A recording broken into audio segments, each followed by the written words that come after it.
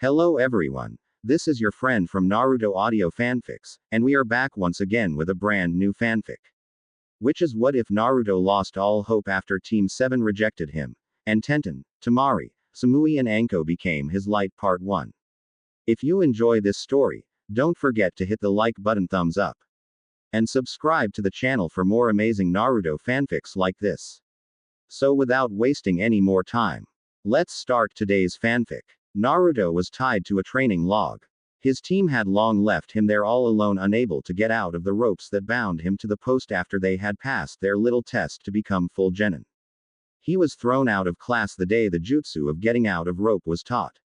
He had struggled and struggled to get out of the ropes, but with no avail. He now hung his head, tired of fighting against the bonds. But he doesn't cry. No, tears had gotten him nowhere in the past, so what good would they do now? In his mind these words echoed. They abandoned me. It hurt. It hurt a lot. He thought things were going to be different when he became a ninja, but it looks like the more things change, the more things stay the same. His stomach growling and grumbling for food. He still hadn't eaten at all. All day Naruto stayed there tied up. No one coming by to check on him whatsoever. So Naruto stayed there tied up alone with only his thoughts as they grew darker and more depressing as he felt all of his will to live leave him. What was the point when no one seemed to care about him? His supposed team didn't care about him at all, not even his Chunin sensei. So again, what was the point on carrying on when there was no one there with him really?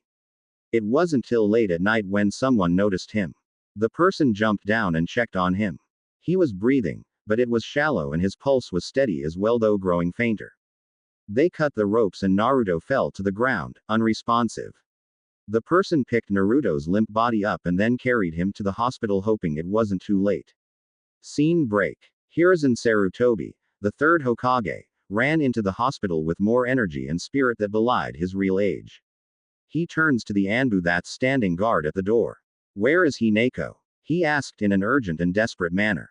He's resting, Lord Hokage. But, Neko said, trailing off at the end. But what? What is it, Neko? Hiruzen asked urgently. Neko shifted her stance. She was the one who found and took Naruto to the hospital and found the only doctor entrusted to care for Naruto.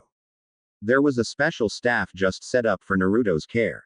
The Hokage set it up, making sure that each member of the staff had an extensive background check and made sure that none of them had any hatred against Naruto due to the Kyuubi attack. The doctor told me that it seems Naruto is losing the will to live, Neko said softly. This made the old man's face pale. It just wasn't possible at all. He never thought Naruto would lose his will to live even after all the boy has gone through.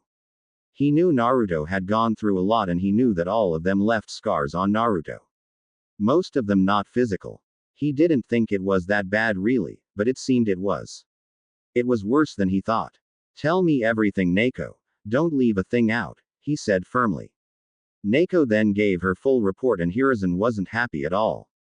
Neko, I know you're tired, but I have an order for you, Hiruzen said. What is it, Lord Hokage? Neko asked, standing up straight. Get Kakashi here right now. I don't care if you have to tie him up and drag him here. I want him here now. Hiruzen barked. Neko bowed and shunshined away. It didn't take long and she returned with Kakashi, who looked perplexed and bewildered.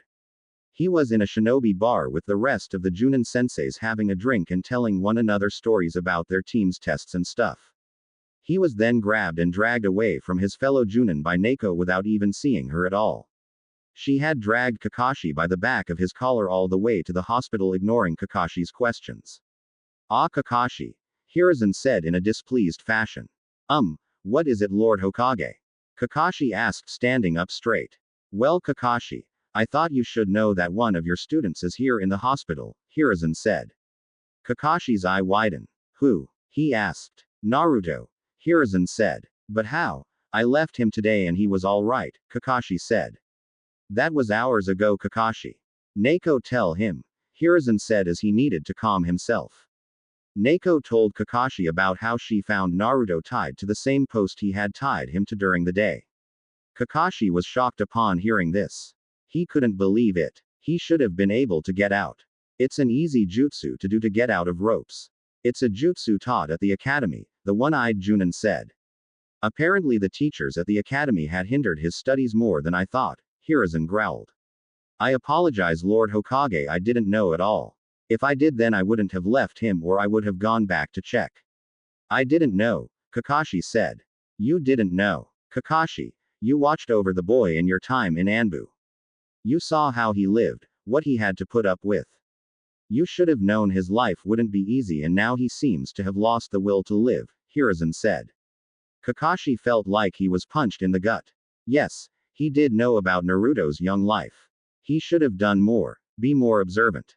This was all of his fault. He had failed. He felt horrible, more horrible than he had ever felt in his life, it seemed. I am taking Naruto off your team, Kakashi, Hiruzen said. But Lord Hokage, Kakashi started. No, you've shown how you treat Naruto. He's no longer under your care. If Naruto survives, he will placed somewhere else. You're dismissed, Hiruzen said without any room for discussion. Kakashi slumped away and out of the hospital. Scene break. Inside Naruto's mind, he stood huddled on a small patch of land surrounded by a huge dank sewer. His knees drawn up with his arms wrapped around, holding them in place by his chest. His forehead resting on his knees. He was all alone, like always. He didn't even look up when hearing the echoing growls. He just didn't care anymore. Everyone would be glad he was gone. No one cared about him at all. No one. The light in the sewer seemed to grow dimmer and dimmer as Naruto's thoughts turned darker and sadder. Damn it. Damn this village to Hades and Tartarus. Look at what it's done, a deep growl said. Yes, this village has done much to this poor innocent soul. He was even rejected by those that were supposed to be called his team. The ones that could give the boy new hope. But not all is lost, my Kitsune, an angelic voice said. What do you mean? The boy has no will left. I can feel his life and mine slipping away, and I'm fighting for the both of us and I'm losing, the Kitsune said with frustration. Yes, but remember, even in the darkness there will always be thin beam of light yearning to break free, the angelic voice said. The kid has no light. He has none, the Kitsune said. He does, he has light, but it's just a small sliver. We need to find a way to make it grow, the angelic voice said. How? The Kitsune asked. I'll have to pull a few strings and mess with fate, the angelic voice sighed. And you're upset about that? You're God, for heaven's sake. You can mess with anything and anyone you like, the Kitsune said. Yes, but I'll be breaking my own laws that I've set not to interfere with the mortal realm, the angelic voice said. But this boy, you know he has a destiny that can't end now. He's far too damn important to be lost. You can say that this is an urgent need. None will argue with you on that. They all know how important the boy is, the Kitsune said. You're right, Kitsune. You're right. But I must make the right changes or everything will fall to darkness, which even young Naruto can't prevent, the angelic voice said. I will follow whatever you do, my lady, the Kitsune said. Then let's change things, Kitsune. Hopefully for the better, the angelic voice said. Scene break. In a certain part of Konoha as well as in other villages there was a glow from specific beds. All of them now had their lives, their fates changed forever. Scene break. Naruto was still huddled on his little island when he heard a voice. Hey, are you alright? Naruto didn't answer. He then felt a hand touch his shoulder, gently shaking him. He slowly moved his head up and saw a girl wearing PJs with assortment of weapons on them. She had long brown hair and brown eyes that showed genuine concern. Something that was new for Naruto to see in a person. He had never seen anyone direct great concern to him. Who are you? Naruto asked in a despondent monotone voice. My name is Tenten. What's your name and where are we? The girl asked as she looked around her dark surroundings. I'm not sure where we are, but my name is Naruto, Naruto said despondently, not even caring to look around. This isn't a cool place. Tenten and Naruto turned and saw a blonde girl walking to them. She was wearing PJs in the color of dark blue also, and they didn't help to hide her nicely endowed chest. She had shoulder-length blonde hair and ice-cold blue eyes. Hi, who are you? Tenten asked. The blonde girl looked at Naruto and Tenten, eyeing them like they might be a possible threat. Seeing as they were not, she relaxed just a smidge. My name is Samui, and your names are? She asked. Tenten and Naruto gave their names and Samui walked closer to them just so she could be on dry land, which seemed to have expanded from the very small island to a little bigger one to fit the three. Though the three of them didn't seem to notice this at all. I knew I shouldn't have eaten Konkuro's cooking. Now I am having this weird dream, a dirty blonde girl said. The three on the island turned to see the new arrival. She had dirty blonde hair and teal green eyes. Her PJs consisted of a tank top and shorts in a tan color and both made of light material. Okay, who are you guys? I've never seen you in any of my dreams before. The girl asked. I'm not sure this is a dream, but my name is Tenten, Tenten said. Naruto and Samui introduced themselves and the new girl introduced herself as Temari. She then joined them on the patch of land that once again grew enough for her to stand there and not been cramped together with the others. So why are we here, and where is here? Temari asked looking around. All shall be revealed soon, just 2 more to go, a voice said. Who said that? Show yourself. Samui asked as she tried to pinpoint where the voice's origin. Temari and Tenten followed Samui's example trying to search for the source of the voice. Naruto though didn't seem to really care. I shall reveal myself when you're all united, but 2 must still join, and they will be here, soon, the voice said. It didn't take long for another girl to show. She looked a bit crabby. She had short dark hair and pink pupil-less eyes. Her PJs had rocks on them. Who are you and where am I? She demanded. We're not sure on the where part really, Temari said. After they introduced themselves and found the new girl's name was Kuritsuchi. She joined them on the island and again the island grew larger to accommodate the new addition. Next the last girl joined them. She had long dark hair and blackish brown eyes. She asked the usual, where am I and who are you? Questions then introductions were made. The girl, whose name is Haku, joined the others on the island. Once on the island it seemed the light in the area increased to reveal where they were. A sewer? How'd the heck we wind up in a sewer of all places? Kuritsuchi asked shocked and a bit appalled. That's it. I'm not eating any more of Konkuro's cooking no matter what he says, Temari groaned. This isn't a real sewer, but a mindscape my children. It's a physical projection of a mind, the voice said. Okay. Who are you? The last 2 are here so show yourself, Samui asked as she once again tried to pinpoint the voice. Samui wasn't the only one to try to find the origin of the voice. Kuritsuchi scanned the dank space as did Haku, Temari and Tenten. They all were facing outwards keeping their backs as close as they could to one another. Naruto was the only one not being vigilant. Soon a bright light flashed upon them and they had to shield their eyes. Once the light faded they saw what they could only describe the most beautiful woman they'd had ever seen. She had gorgeous golden-colored hair done in ringlets. Her body was perfectly proportioned, which made all the girls a bit envious. She had deep blue eyes that were like 2 flawless sapphires that twinkle like they were under display lights. Hello my children, she said with a smile. Who are you? Naruto asked staring at the woman with awe. Ah, Naruto. My child. You are a very special boy, the woman said smiling at Naruto. How do you know my name? Naruto asked fearfully. I know many things. I know all of your names and what's been going on in your lives so far, the woman said. That's all good, but you haven't told us your name, Kuritsuchi said crossing her arms. No, I haven't, the woman said chuckling. My name, well, I wasn't really given a name and actual name like you were, but you all know me as God. This stunned the group. They were talking to God. This had to be some sort of trick, an illusion. Yeah, it had to be some creatively complex genjutsu of some kind. That or the weirdest dream any of them ever had. A few tried to dispel the genjutsu with no success. This kind of amused the great deity as she watched the girls try to dispel her. I assure you you're not dreaming or under any genjutsu whatsoever. But your lives have all been altered from the courses that I've had set for each of you, God said. What do you mean? Samui asked. I've changed the course of your lives for a simple purpose. For Naruto's benefit, God said. This had all then girls turned to Naruto for answers. Naruto cowered and returned to his huddled ball. Don't hate the boy for this. He's had more than enough share of hate in his young life, God said reprimanding the girls. The great deity then began to explain to them all about Naruto's harsh life so far. She projected movies of Naruto's memories as visual aids like a film on a projector. Naruto felt ashamed and wanted it all to stop. He didn't want to remember all those bad memories. He didn't want anyone to see what he had been through since it was private. They were his burden and no one else's. The beatings, the dirty looks, the way he went for a days going hungry and had to scrounge around in the trash for something to eat.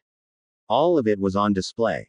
Meanwhile, the girls just watched with tears in their eyes at how people could treat Naruto like that. She then told them about what had been sealed within Naruto. You're going to get trouble. The old man made it a law against telling anyone, Naruto said. God laughed and her laughter was like beautiful music. I don't think the Hokage has the power to punish me, young one, she said with great mirth. Oh, yeah, is there a name I can call you? It feels weird calling you God, Naruto said, rubbing the back of his head. The girls looked at Naruto with scandalized expressions. Naruto, do you know who you're talking to? Tenten hissed. I'm sorry, but it just feels weird, Naruto mumbled. It is all right, Tenten. I can see the oddity of just being called God all the time. You can all call me Sophia, the immortal being said. Okay, so Sophia. Why are we here exactly? You showed us Naruto's memories, but haven't told us the actual full reason. Kuretsuchi asked. Ah yes, for that I need to show one more memory, then I'll explain, Sophia said. The memory shown was the day of the Genin test. The girls watched the test with interest and shook their heads at Naruto's brash attitude and knew they would need to change that. It then hit them as to why it would be them to change Naruto, but putting that issue aside as they then watched Naruto get left behind by his team after the test. I can't believe they did that. Especially the Junin sensei, after going on all about teamwork and his code of, those who disobey rules are trash, but those who abandon their comrade are lower than trash. He's a hypocrite, Tenten raged. Yes, that was totally not cool, Samui said in agreement. I thought Konoha nin were supposed to be all big on teamwork and crap. That just shows they don't listen to their own stuff, Kuretsuchi said. His team is no better. He's got a damn fan girl and that boy. I don't know, but there's something about him that rubs me the wrong way. I just don't like him, Temari said. Both aren't worthy of being Genin. The girl is going to get killed on her first mission out of the village, and the boy. There's something dark about the boy I can't really place, Haku said. Naruto jumped up to defend Sakura. Naruto, why do you defend her? She hurts you physically and emotionally. She doesn't deserve the feelings you try and show her, Temari said. But, Naruto muttered. She is right, Naruto. Sakura Haruno isn't worth your time. That is why I selected these girls. They are more than worth your time, and they are all strong in their own right as well as beautiful too, Sophia said. The girls blushed at being complimented by the deity. Naruto slumped to the ground. Now, to why you're here. After the despicable display by Naruto's team, he had begun to lose all hope, his will to live. That act was the final nail in the coffin. He remained tied up all day and late into the night until a ninja found him and took him to the hospital. Naruto was on the verge of falling to utter darkness and death till I decided to intervene along with a friend of mine, Sophia said. A huge cage appeared that made the girls wonder why they hadn't seen it before. In the cage was a man. He had long red hair tied in a simple ponytail, wearing a kimono with dancing foxes on it. Behind him was 9 lovely tails swaying back and forth. Hey, who are you? Naruto asked loudly. This got him bonked on the head by both Tenten and Temari, though their hits weren't even a fourth as hard as Sakura would hit him. Ow, that hurt. Naruto whined. You don't need to shout, Naruto, Temari chided gently. Tenten just nodded in agreement with the dirty blonde. Fine, but who's the guy? Naruto asked in a more quieter voice as he rubbed his bruised head. I'm surprised, Kit. I've been inside you practically since you've been alive, really, the man said with a smirk. You're the Kyuubi, Naruto shouted. Again he was bonked on the head by Tenten and Temari. Use your inside voice, Naruto, Tenten said sternly. Naruto grumbled as he rubbed his head again. I see you're already teaching the kid manners. He needs them since he has none whatsoever. Though I don't really blame him since no one has ever taught him any to begin with, Kyuubi said. He was amused by the girls already trying to teach Naruto manners. I don't understand. I thought you're a bloodthirsty demon bent on utter destruction. Tenten asked. Oh, that. Well, I only get like that when I've had a bad day or too much to drink or someone really pisses me off. Normally I am very peaceful when I am left alone and all, Kyuubi said. Neither the girls or Naruto really knew what to say to this. Kitsune, I believe it's time to begin teaching them, Sophia said. As you wish, my lady, Kyuubi said, bowing to the deity. Scene break. Inside Naruto's mind, he and his girls got trained. For Naruto, it was a total rebuilding. The girls, Kyuubi and Sophia, had to tear down everything Naruto knew and start from scratch. Sophia helped by producing a plant and giving the girls shears. This bush is Naruto's whole being. I gave you the shears for you to prune off all the parts he doesn't need and leave the characteristics that he should keep, Sophia said. But how will we know what to prune? Haku asked. You will know, Sophia said mysteriously. The girls all looked at one another, then shrugged, and then they gently and carefully began to work. It was amazing how coordinated they were together, even though they hadn't known each other for very long. But deep inside they just felt they had known one another for a long time. It was hard to explain. This was Sophia's doing. She jump-started the sense of camaraderie between the girls. It was just a jump start, the rest was up to them. The girls clipped off Naruto's brash nature. His stubbornness though kept enough so he wouldn't give up when he faced a challenge. They pruned down his hyper-personality and also love for ramen. They kept Naruto's great loyal nature though pruned it back a little so it wouldn't hinder him. His cunning mind that he got from doing pranks as well as thinking on the fly was kept. They kept going, making sure Naruto would be better for it. Once done, the girls stepped away and the plant disappeared and Naruto, who was asleep for the whole thing, awoke. Oh, man, he grumbled. How do you feel, Naruto? Haku asked. Weird. Like I am new though I remember how I used to be, Naruto said with a frown. That's good, now we have a clean slate to work with, Sophia said. Yes, the kid will be able to learn things better without all the baggage he's had before, the Kyuubi said. Naruto learned manners to begin with, then he went on to what was taught at the academy. Kyuubi played the role of instructor for this and Naruto actually listened since most of his bad habits had been snipped away. Though he still got bored since he really wasn't one for lessons that involved sitting, reading and listening. He was more of a person of action. Meanwhile, Sophia had the girls get to know one another since they'd be spending a lot of time together. With that, the girls asked for some different clothes since they didn't want to just wear their PJs. Sophia told them to think what they wanted to wear and it shall be done. So each girl thought about what they wanted to wear and they were dressed in the apparel they thought of. They all chose their outfits they wore as kunoichi. I have a question, Sophia, Tenten said. What is it, Tenten? Sophia asked. Why did you pick a girl from each of the 5 major villages? Tenten asked. The other 4 girls were curious about this as well. I wanted Naruto to have a piece of each of the villages, and when I looked through each village looking for possible candidates, I found you 5 were the best in my opinion, Sophia said. But though I am from Kiri, I'm not a shinobi. I am running with Zabuza and he's a missing nin, Haku said. Your heart is pure, Haku. That's why I chose you. That's why I chose all of you. You all have pure hearts and souls. Even though a few of you have taken lives for your duty, you never taken an innocent one that would darken your soul, Sophia said. The girls nodded. But why me? Iwa and Konoha aren't friends due to the last shinobi war. Kuritsuchi asked. What a better way to bury the hatchet than to have such a union. I've heard and seen many mortals do this custom to cease feuds, Sophia said. The girls had to nod in agreement with this. The Hyuga clan won't be pleased with this. They don't like Kumo due to what we tried to do, Samui said. Ah yes. That, Sophia said with a small frown. What do you mean? Haku asked. Samui then explained how the previous Raikage tried to kidnap the young Hyuga heiress so they could breed their own Byakugan. Haku blanched at this. There are many dirty dealings in all of the villages.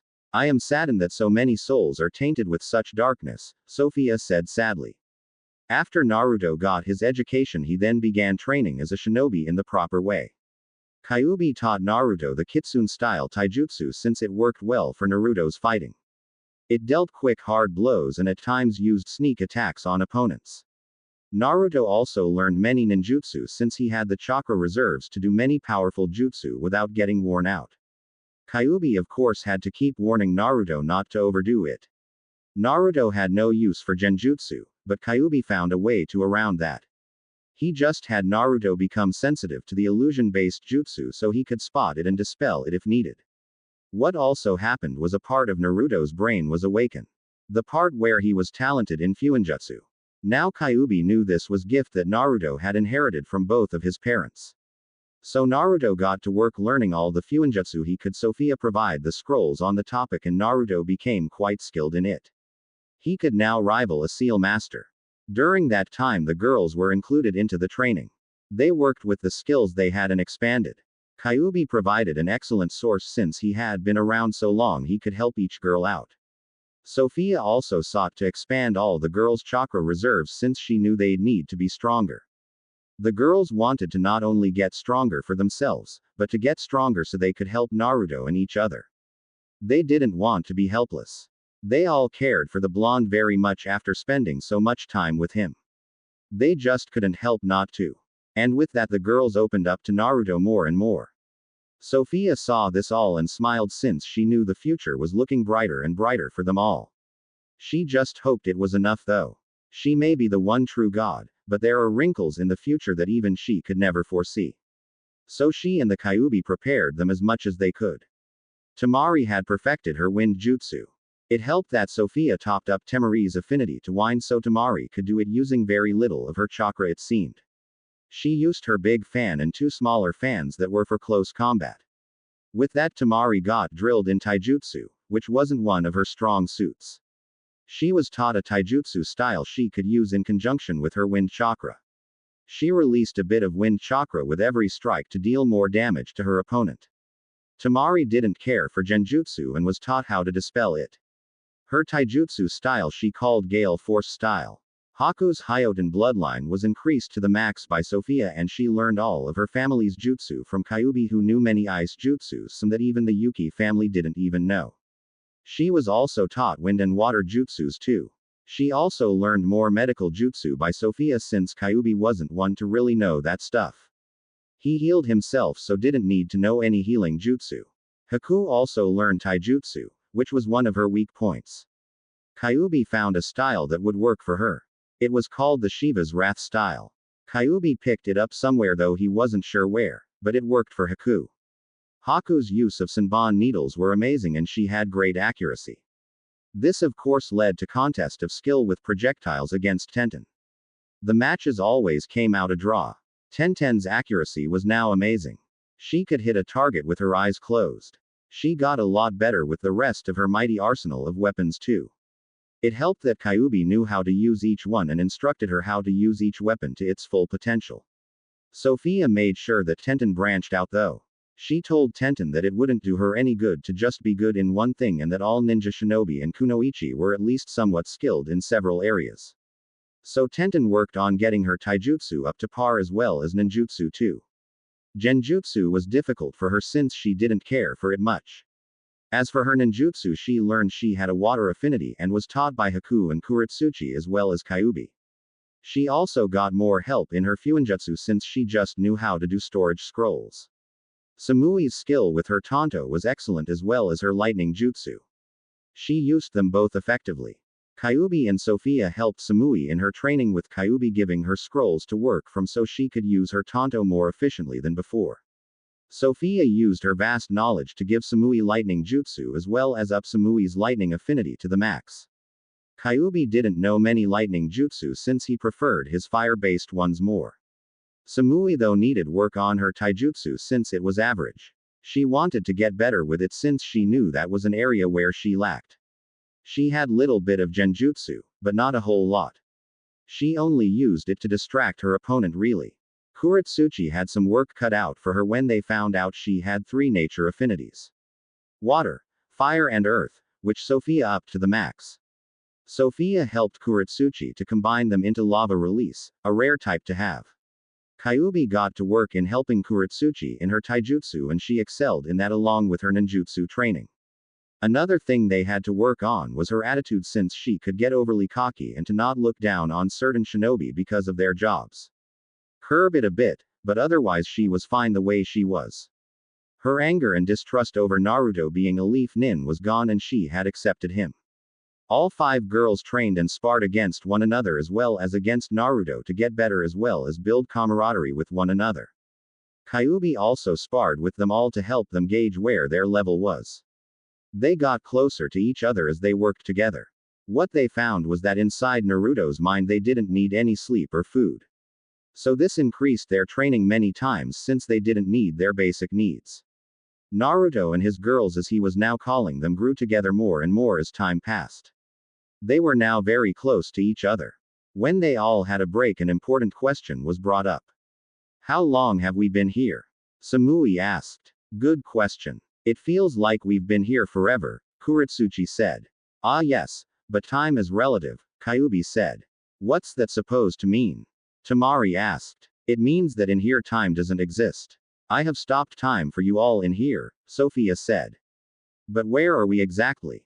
You never actually told us where we are, Tenten asked. She's right. We never found out where we are, just that we're in a mindscape that looks like a sewer, Kuritsuchi said. Oh, I didn't tell you where you all are. I thought I did, Sophia said as the immortal being scratched her head. The girls and Naruto shook their heads. Very well. You're in Naruto's mind, Sophia said. What? The girls shouted. Yes, this is Naruto's mindscape, Sophia said.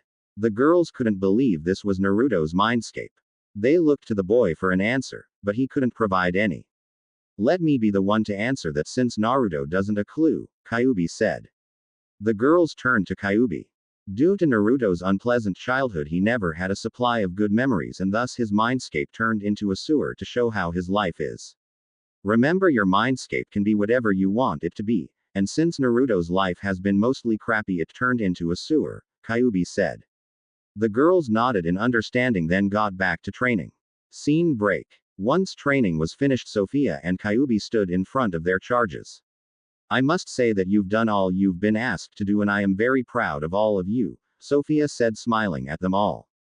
Yeah, you never backed down from anything we threw at you, Kyuubi said. Now for some final things. Naruto, we know who your parents are, and now that you've been trained enough, we feel that you're strong enough to know who they are, Sophia said. Naruto stiffened hearing this. He had wanted to know who his parents are, but Sophia and Kyuubi never told him. Telling him he wasn't ready yet. But it seemed like he was. He felt his girls gather around him, to support and comfort him. Your father was the guy who sealed me within you. Minato Namikaze, the fourth Hokage. And your mother was Kushina Uzumaki, my jailer before you, Kyuubi said. Naruto was shocked. His father was the one that sealed Kyuubi inside him. He was the reason that he was beaten, spat upon, never had any friend nor any good food to eat. He felt rage boil within him, but that ended quickly since he was mixed with emotions of now knowing who his parents were. And to now know that his mother held the Kyuubi before him. It was all very shocking. His girls were shocked hearing all of this, but they resolved to help Naruto. Even Kuritsuchi, after finding about who Naruto's father was. She knew Naruto wasn't his father even if they looked alike, and now knowing it wasn't just an odd coincidence of some kind. But her feelings for Naruto hadn't wavered at all. This just showed how much she has grown. Now you must all return, but never fear. You shall be reunited soon, Sophia said. Soon everything turned white. It was so blinding that the six of them shielded their eyes. Scene break. Naruto awoke groggy in the morning. The first thing he noticed was all the training he had done within his mind had made it to his physical body. He was surprised by this, then he saw a note on the top of his blankets. He took it and opened it.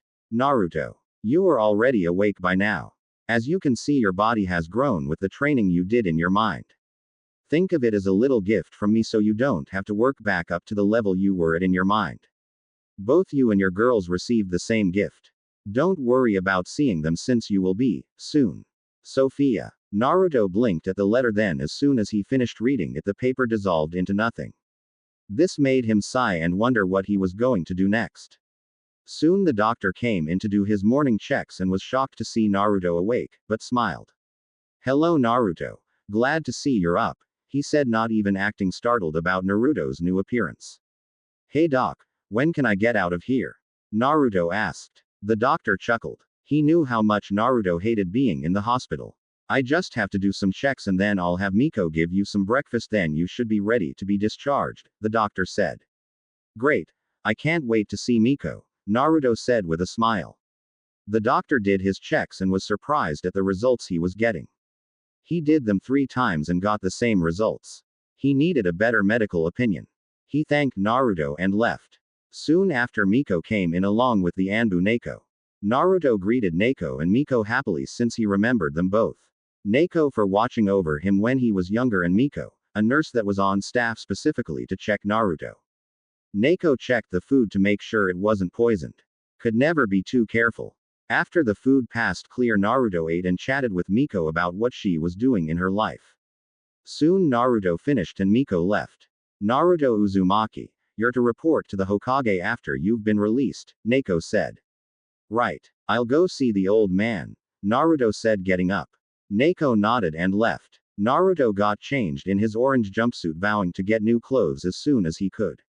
While in his head his girls drilled into him that wearing orange wasn't very ninja-like. Scene break. Hey old man, Naruto greeted. Hiruzen looked up and smiled, then he noticed the changes to Naruto's appearance. Naruto was a bit taller than he was. Now he was on equal footing with the rest of his former classmates in height. Plus there was this aura around the blonde that Hiruzen couldn't exactly place. The Naruto in front of him was still the Naruto he knew, but he felt that he was different somehow. Like he went through a rebirth of some kind. Also the fact that Naruto looked just like his father now, with bits of his mother peeking through too. Hello Naruto. I'm glad you're feeling alright, Hiruzen said, smiling.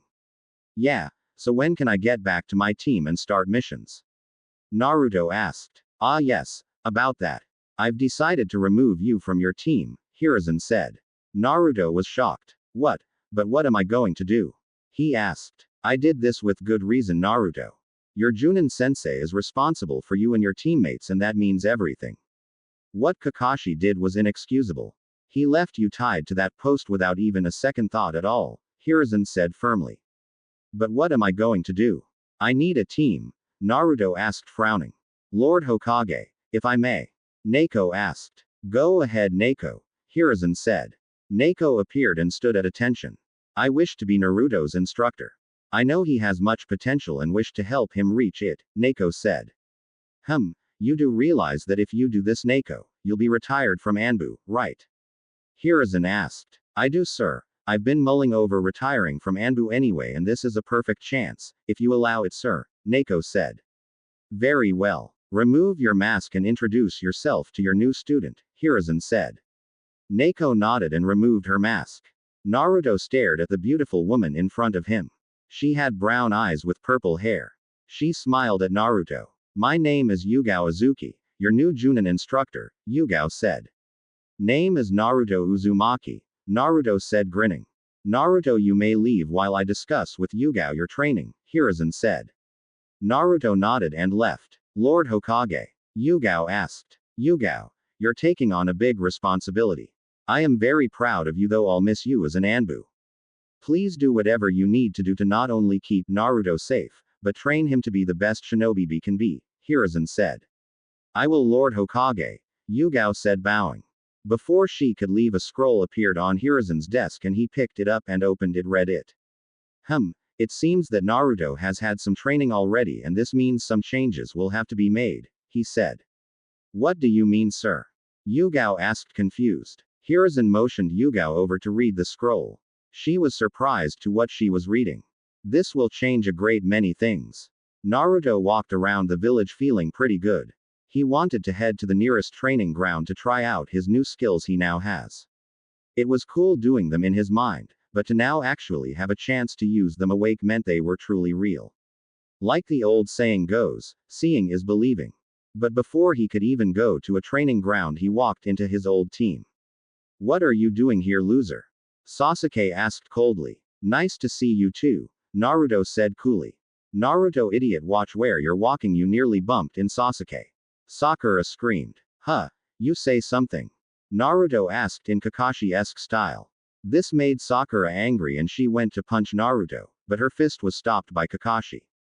Now Sakura. You can't harm a fellow Konoha shinobi outside of a sparring match unless you want to face punishment, Kakashi said gently, but sternly. But Kakashi-sensei, Sakura whined. Kakashi just gave her a stern look and she went quiet. Hey Kakashi, Naruto greeted neutrally. Hello Naruto, how are you? Kakashi asked, though he was still hurt that Naruto was no longer on his team. He knew he'd have to make it up to Naruto somehow, some way. Doing good. I just came back from the old man's office and got a new sensei, Naruto said. I see. So who is it? Kakashi asked curiously. His mind already working on possibly talking to whoever Naruto's new sensei was to be included in Naruto's development somehow to clear his conscience of being such a horrible sensei to Naruto just hours of Naruto becoming a full-fledged genin. Her name is Yugao Azuki, and she used to be in Anbu, Naruto said. Kakashi nodded. He knew her well enough and knew she would do a better job than he had done. As much as it pained him to say. But pushing that aside, made a mental note to talk to Yugao sometime in hopes she'd let him help teach Naruto sometime in the future. He knew he could still teach Naruto something. Not knowing of the training Naruto had gotten in his mind by Sophia and Kitsune. Sasuke got angry. How come this loser gets his own sensei? I am an Uchiha. I should have my very own sensei and not be on a team since it will only drag me down, the Uchiha stated. Sakura winced at this. Because the Hokage handles all team assignments and he took me off your team and I got a new sensei. Now if you excuse me, I need to go train, Naruto said. Sasuke glared at Naruto's back and was about follow when he was nabbed and dragged off by Kakashi to report after their latest mission. Scene break. Naruto got to a training ground and smiled. Now time to try out my new skills, he said. Yes, I'd like to see what my new student knows, Yugao said as she appeared from out of nowhere it seemed. Hey Yugao sensei. Naruto greeted. Hello Naruto. Now let's see what you can do, Yugao said. Naruto nodded. Yugao watched and was amazed at what Naruto was doing. Naruto was really good in his Kitsune Taijutsu style. Yugao tested Naruto in all areas before they stopped to rest. She found that Naruto was very skilled and even better than what was written. She had her doubts when she read the scroll, but testing Naruto had diminished those doubts all away. Now she couldn't wait to teach Naruto and maybe learn a few things as well too. She knew that she could expand on Naruto's skill more. The entire training ground was a wreck by the end of the assessment. You are very well trained Naruto. Sophia and that Kitsune person did a good job, Yugao said. How do you know that? Naruto asked worriedly. Don't worry Naruto. The Hokage received a scroll detailing what has happened to you. He labeled it an SS rank secret like your tenant. Only you, me and the Hokage knows, Yugao said. Naruto relaxed and nodded. Now, I know this is late, but we should introduce ourselves and stuff like you did with your last team, Yugao said. Naruto nodded. I'll go first. My name is Yugao Azuki. My likes are swords, learning kenjutsu and my boyfriend Hayate. My dislikes are perverts and people who look down on kunoichis. My hobbies include moon watching and learning new kenjutsu styles. My dreams are to be a kenjutsu master and open my own dojo, Yugao said. My name is Naruto Uzumaki. My likes are ramen, learning new things and my precious people. My dislikes are how long it takes for ramen to cook, perverts and those who can't tell a differences between a scroll and what's sealed inside it. My hobbies are pranking and working on new seals. My dreams, well, to be honest I don't know what my dream is anymore, Naruto said. I thought it was to be Hokage. Yugao asked remembering when Naruto was younger and him shouting his dream to the world. Yeah, but now things have changed and I'm not so sure anymore.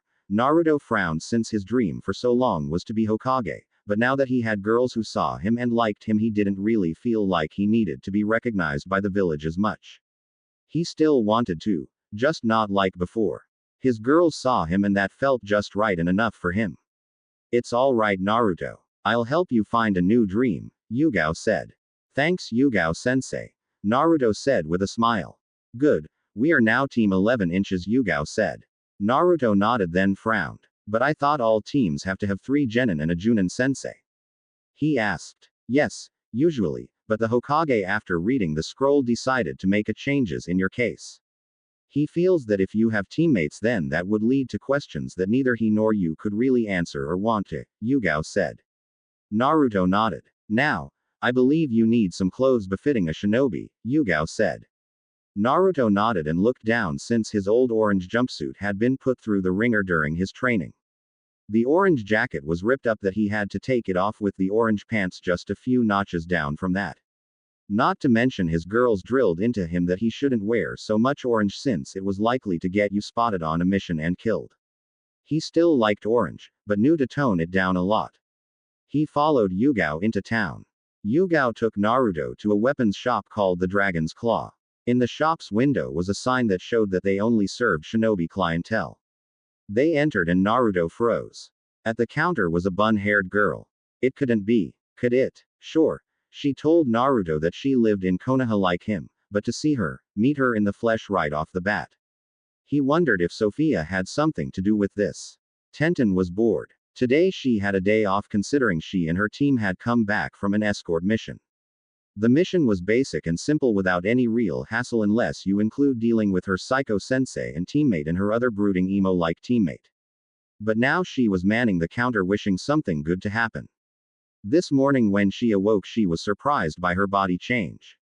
She read the same letter Naruto got and just shrugged. Thankfully all of her clothes still fit including her kunoichi outfit, which consisted of a pink sleeveless shirt and dark green cargo-style pants. She really didn't want to have to go through the pain of buying all new clothes. She was a girl, but shopping wasn't her thing unless she was shopping for ninja stuff, like weapons. Hello Tenten, minding the store today? Yugao asked with a smile. Hi Yugao. Yeah, I still think Dad does this because he's too lazy to do it himself, Tenten said looking up at Yugao, who was a regular customer. Her eyes turned and then widened when she saw Naruto. Yugao noticed this and hoped there wouldn't be a problem. Tenten got up and walked to Naruto then, well, she glomped him. She glomped the life out of him. Naruto was wheezing for breath. His face turning from his usual flesh color to red then to blue as the lack of air was building up. He was tapping Tenten's arm hoping she would get the message. Finally Tenten released Naruto and smiled wide. It's so great to see you Naruto in the flesh, Tenten said. Yeah, but you could have greeted me a little softer, Naruto said gasping for air as his face slowly turned back to his normal coloring. Hey, sorry, Tenten said as she rubbed the back of her head. You two know one another? Yugao asked eyeing the two genin. Tenten wasn't sure what to say, but Naruto jumped on it. It's okay Tenten. She kind of knows about Sophia, he said. Tenten just nodded and the two told Yugao how they knew each other though an abridged version. This flew the former Anbu for a loop. Sure, she knew that Naruto had 5 girls, but the scroll never told her or the Hokage who they were, just that there were 5 of them and each of them were from one of the 5 hidden villages. She didn't know who the girls were at all. All she and the Hokage got was, aside from knowing 5 girls were to be with Naruto, was all the training he had gotten. But that was all. Okay. That's good to know, Yugao said. So why are you here anyway Naruto? Tenten asked. Oh right. I need some new clothes, Naruto said. Alright, come with me and I'll help you out, Tenten said. About 45 minutes later Naruto was dressed in his new shinobi outfit. He wasn't sure why it took this long of a time to get his clothes. I mean, it should have just taken like 5-10 minutes tops. But no, Tenten seemed adamant in helping him by having him try on several articles of clothes, mixing and matching them. She'd mutter and then frown and go back to get more for Naruto to try on. Naruto felt like a doll and Tenten was playing dress up with him. But the end result was good. Naruto was dressed in black cargo pants that had a stripe of rust orange running up both legs with several pockets for storing things. He had a weapon pouch on each leg that not only held kunai and shuriken, but also senbon too. He had on black combat-style boots that had seals on them to keep them quiet. They were also a lot more durable than most shinobi sandals. He had a white shirt underneath with an armor-like gray shirt on top of it. The armor would react to chakra, making it harder and stronger in certain areas or the whole body if needed. On his hands were fingerless gloves with a metal plate, and with the introduction of chakra, spikes would be raised in the metal surface. That all looks good, Tenten said as she tapped her chin looking over at new look Naruto donned, but it's still missing one thing. I'll be right back. Naruto let out a long groan that meant he wanted this to end, and end now. Yugao just sat back watching all of this with great amusement. Watching Naruto being used as a dress-up doll. She had to fight back laughing since Naruto looked very displeased in his situation, but did nothing to stop Tenten for doing it. Oh, this would be great teasing material for later. Back in the rack of clothes, Tenten was looking for what she thought would complete Naruto's new outfit when she spotted something. She pulled it out. It was a blue and gray long coat that looked kind of like the one the fourth Hokage wore. Though very different. The coat was a royal blue with a gray interior and gray along the hem like waves. I don't remember stocking this, and I know Dad never ordered anything like this since this looks like a custom job. Not something off the rack. This had to be Sophia's work, the weapons mistress thought. She took the item and headed back. Here, this should finish off the look, she placed the coat on Naruto. Naruto then looked himself in the mirror and then turned around to see the back of the coat. He was shocked at what he saw. The image on the back was a nine-tailed fox with its 9 tails flaring out in an impressive manner. Around the fox's tails was the 5 symbols of the 5 elements with angel wings attached to them. On each of the shoulders was a blue swirl. The inside of the coat had pockets for more things and Naruto knew he'd make use of these. What the? He asked. I think this was Sophia's doing, Tenten said. Naruto just nodded. He then got some pairs of the same clothes and Tenten rang it up. So how much, Tenten? Naruto asked. 2,970 ryo, Tenten said. I made up the number. Naruto gulped as he wondered if he had enough, but Yugao stepped in. The Hokage gave me a draft from his office. Just fill out the amount and it will be paid from the Hokage's own coffers, she said. Tenten nodded and filled out the amount and then gave it back to Yugao to give to the Hokage. Naruto let out a breath of relief. So Naruto, when can we see each other again? Tenten asked. I'm not sure, Naruto said. He then explained to Tenten about Yugao being his new sensei and everything. Tenten frowned. I am sure I can talk to Guy into doing some joint training together, Yugao said. Thanks Yugao sensei, Naruto said with a smile. Yeah, thank you Yugao, Tenten said smiling too. No problem Naruto. Tenten, Yugao said smiling right back at the two. Scene break. Days later. Naruto and Yugao trained together with Yugao working hard with Naruto. Sure, Naruto had got his training in his mind and he was a very well skilled in many things outside because of it, but Yugao provided more help to Naruto. Giving him new situations that he or his girls never practiced in. Yugao wanted to make sure Naruto knew how to fight in almost any kind of situation and to use his head more. She had a good deal of practical experience and it was different for Naruto training with Yugao than when he trained with his girls, Kyuubi and Sophia. Plus the fact Yugao was a different kind of teacher and that meant the same thing he might have learned from Kitsune wouldn't be the same when Yugao taught him. So it not only reinforced what Naruto knew, but it was different in a way too. You're getting better at reading the terrain and thinking quickly in a bind Naruto, Yugao commented. Thank you sensei, Naruto said as he dodged a slash from Yugao's katana. Yosh. What amazing flames of youth. This stopped the two's training and Naruto saw what he would consider one of the strangest sights ever. Before them was a tall man wearing green spandex and orange leg warmers. He wore a Chunin flak jacket that was left open and his hitai with a red cloth tied around his waist. He had black hair styled in a bowl cut and the biggest, bushiest eyebrows he had ever seen. Sensei, are those real? Naruto asked quietly so only Yugao could hear him. They are and there isn't just one, Yugao said answering in the same method as Naruto. What do you mean? Naruto was cut off as he saw what could only be a mini-me that stood by the original though minus the flak jacket and the cloth of the headband wasn't red, but the common blue. His eyes widened. No way, he shouted. Tenten and another boy followed. Tenten smiled and waved at Naruto while the boy just brooded. Great. Another freaking emo. I wonder if he and Sasuke have some kind of fraternity together. Naruto thought. Hello Guy. Yugao said. Hello Yugao. I see you and your student is brimming with flames of youth, Guy said. Yugao shivered at this. Yes Guy, and these must be your students, she said. Yes, I'd like you to meet my youthful team. This is my protege Rock Lee, his flames of youth will take him far, Guy said as he grinned with a tooth ping. The boy Rock Lee just had to imitate his sensei in pose, which made it creepier. This is Neji Hyuga of the Hyuga clan. He's a prodigy of the Hyuga clan, Guy said gesturing to the moody boy. The boy, Neji, just grunted a greeting as he looked bored with what was going on. Like he had better things to do. And this is Tenten, she never misses. She's 10 out of 10 every time, Guy said. Tenten just sighed. And I'm Konoha's great green beast, I am Might Guy. Guy said as he struck a good guy pose. Rock Lee of course had to copy this too. Yugao rubbed her temples. She could only handle Guy so much, like every other shinobi in the village. There was only so much you could take of the over-eccentric and exuberant Junin. Well, Guy, Lee, Neji, and Tenten. I'd like you to introduce my student. Naruto Uzumaki. She said, I am Yugao Azuki. Yash. It's a pleasure to meet you, Naruto, Guy said.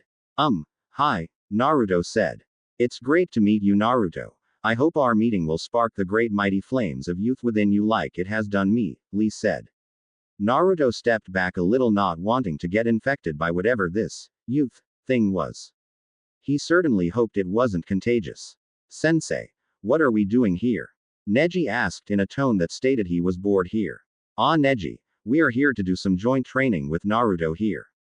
I am sure we can stoke the fires of youth within him, Guy said, though he had a slight frown on his face due to Neji's attitude. Neji eyed Naruto. It doesn't matter. His fate will be the same, he said in a matter-of-fact tone. Guy now frowned at this. What did you say, bastard? Come and say that to my face, Naruto growled. Neji ignored Naruto. You're just like that emo Sasuke. You've got a huge freaking rod up your butt, Naruto said. Tenten's eyes widened and had to bit back the laughter bubbling within her. That wasn't very youthful to say, Naruto, Guy said with a displeased look on his face. I call them as I see them, Guy. He's a part of the emo fraternity where all they do is bitch and whine about their own pathetic little lives and cut themselves since they have nothing better to do. Bet they even play with each other since they're probably gay, Naruto said. Tenten couldn't hold back anymore and she fell on her back laughing and rolling on the ground. Yugao held her laughter back better than Tenten, but had an amused smile on her face. Guy muttered about the unyouthfulness of it all while Lee was confused. Neji looked pissed. He activated his Byakugan trying to intimidate Naruto. It didn't work. So that got a reaction out of you, Naruto said idly. Neji charged forward. Naruto dodged the initial attack. Guy looked ready to stop it, but Yugao held him back. Let it go this time, Guy. We'll make sure it doesn't go overboard, she said. She kind of wanted to see how Naruto fought against another genin with a year more experience. It would give Naruto much needed knowledge and experience. Guy just nodded, though had his doubts this would end well. Tenten watched since she had seen Naruto spar as well as sparred with him when she and the other girls were in his head, but seeing it for real was quite different, and especially against Neji.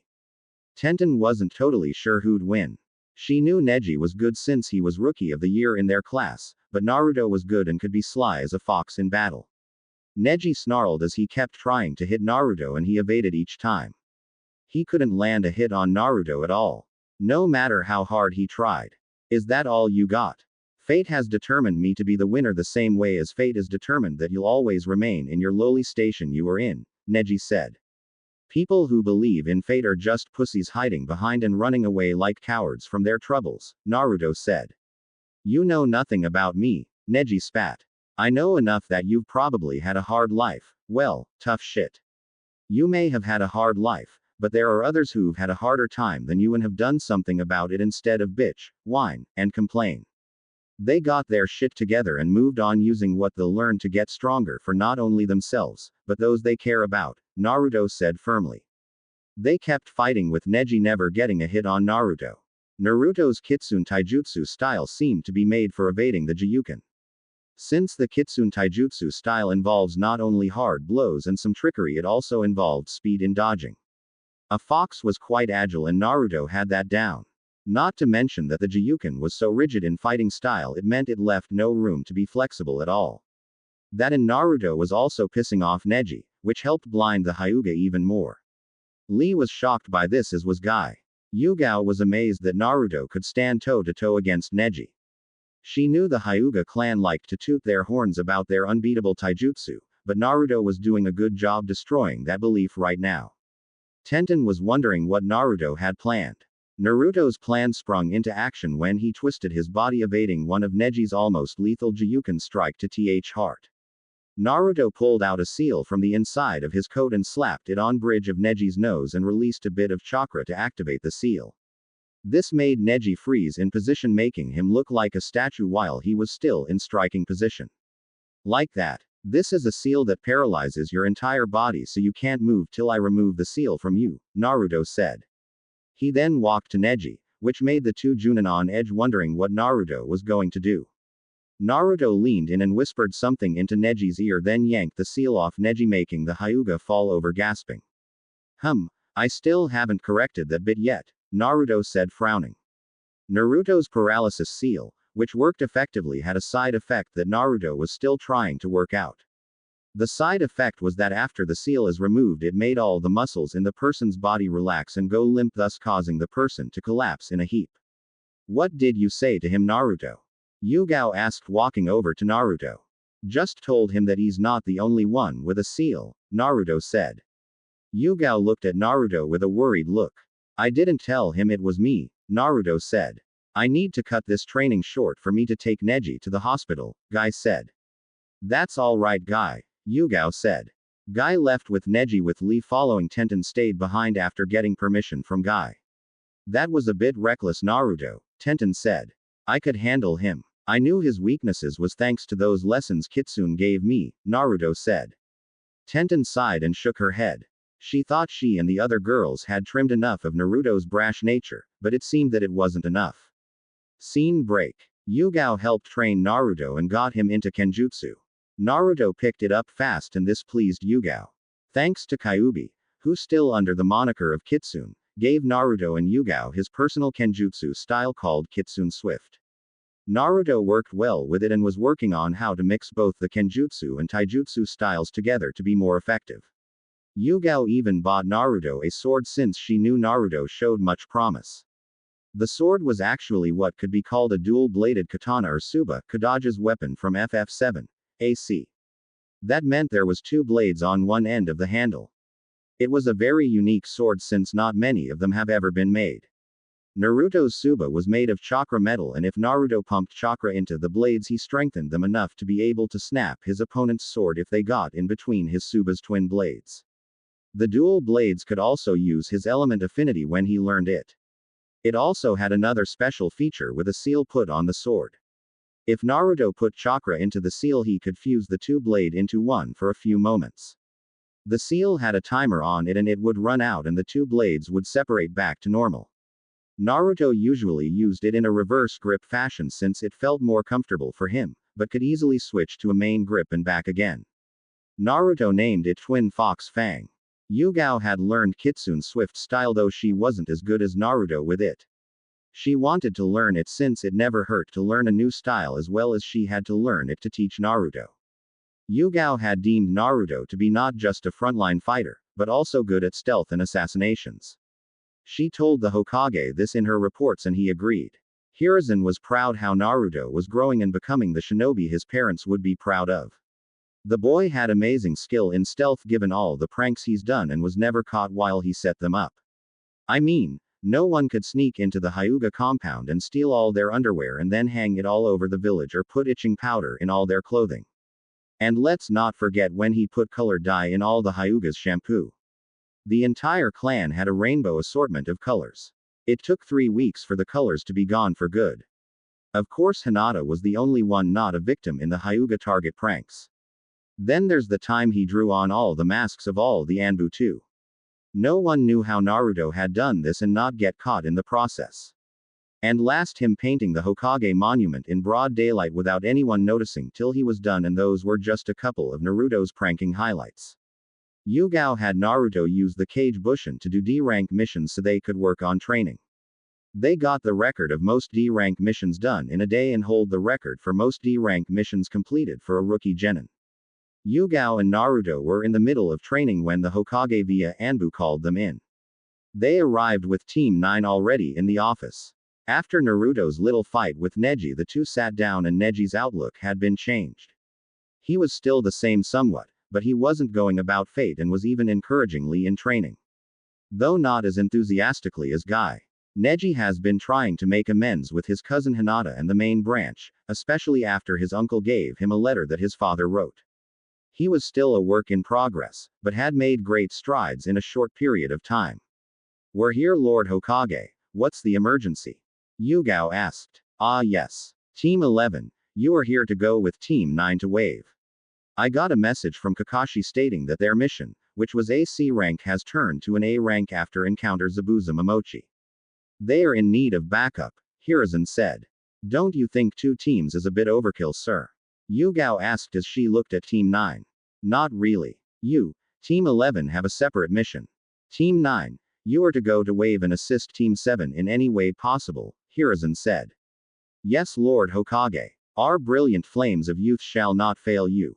We will go and help my eternal rival and his team and show off our dazzling flames of youth to our enemies. Guy proclaimed, then struck the good guy pose complete with tooth ping. He then dashed off shouting about youth at the top of his lungs, leaving a huge trail of dust in his path. Neji and Tenten sighed as they hung their heads in utter and total embarrassment. While Lee copied Guy in pose and tooth ping. Then he dashed off after his sensei, leaving his own trail of dust and his own overly loud proclamations of the greatness of the springtime of youth. Neji and Tenten followed out, heads down, still feeling so embarrassed even though they should be used to this by now. Hiruzen thankfully had learned how to block out Guy's shouting while still being able to listen to Guy. He then turned to Naruto and Yugao. Yugao, this mission you and Naruto will have is an assassination. Do you think he's ready? Hiruzen asked seriously. Yugao thought for a moment then nodded. Naruto stayed quiet the whole time since he knew this was his sensei's decision and he'd abide by it. He is, sir. Yugao said firmly. This made Naruto's chest swell with pride in the confidence that Yugao had in him. Excellent. Get packed and meet Team 9 at the gate, Hiruzen said, then dismissed them. Scene break.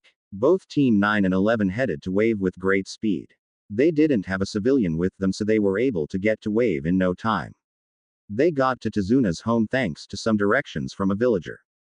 When they got there, they were greeted by a woman named Tsunami, who was the daughter of the bridge builder.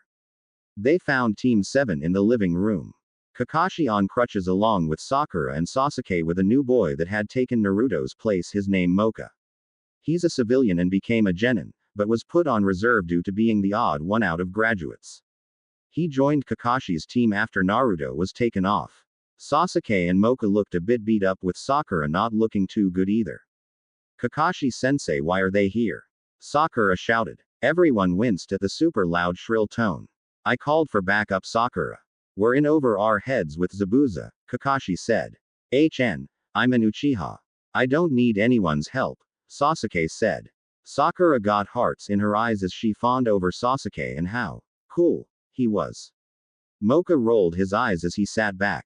Please tell me I wasn't like that, Neji whispered to his teammates. Not at all, Neji. You didn't have that kind of attitude, Tenten said. Neji sighed in relief. You were just all emo about fate and crap, Tenten said happily.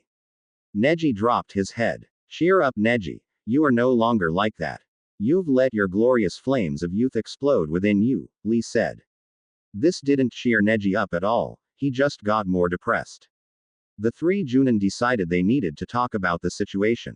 So they sat away from their students. Okay, Kakashi, what's the situation? Yugao asked. Kakashi then explained everything that happened after they left Konoha.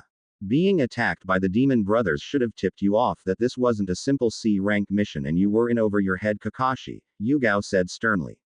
I know, but I left the decision of going on or turning back up to my team, Kakashi said. Yes, and look at what happened, Yugao said with a frown and scolding look at her fellow Junin and her former Anbu captain. Yash, that was very unyouthful getting trapped in that jutsu, Guy said. Yeah, I'm a bit rusty, Kakashi said, rubbing the back of his head. Well, you have Team 9 to you back up. Naruto and I have another mission, Yugao said.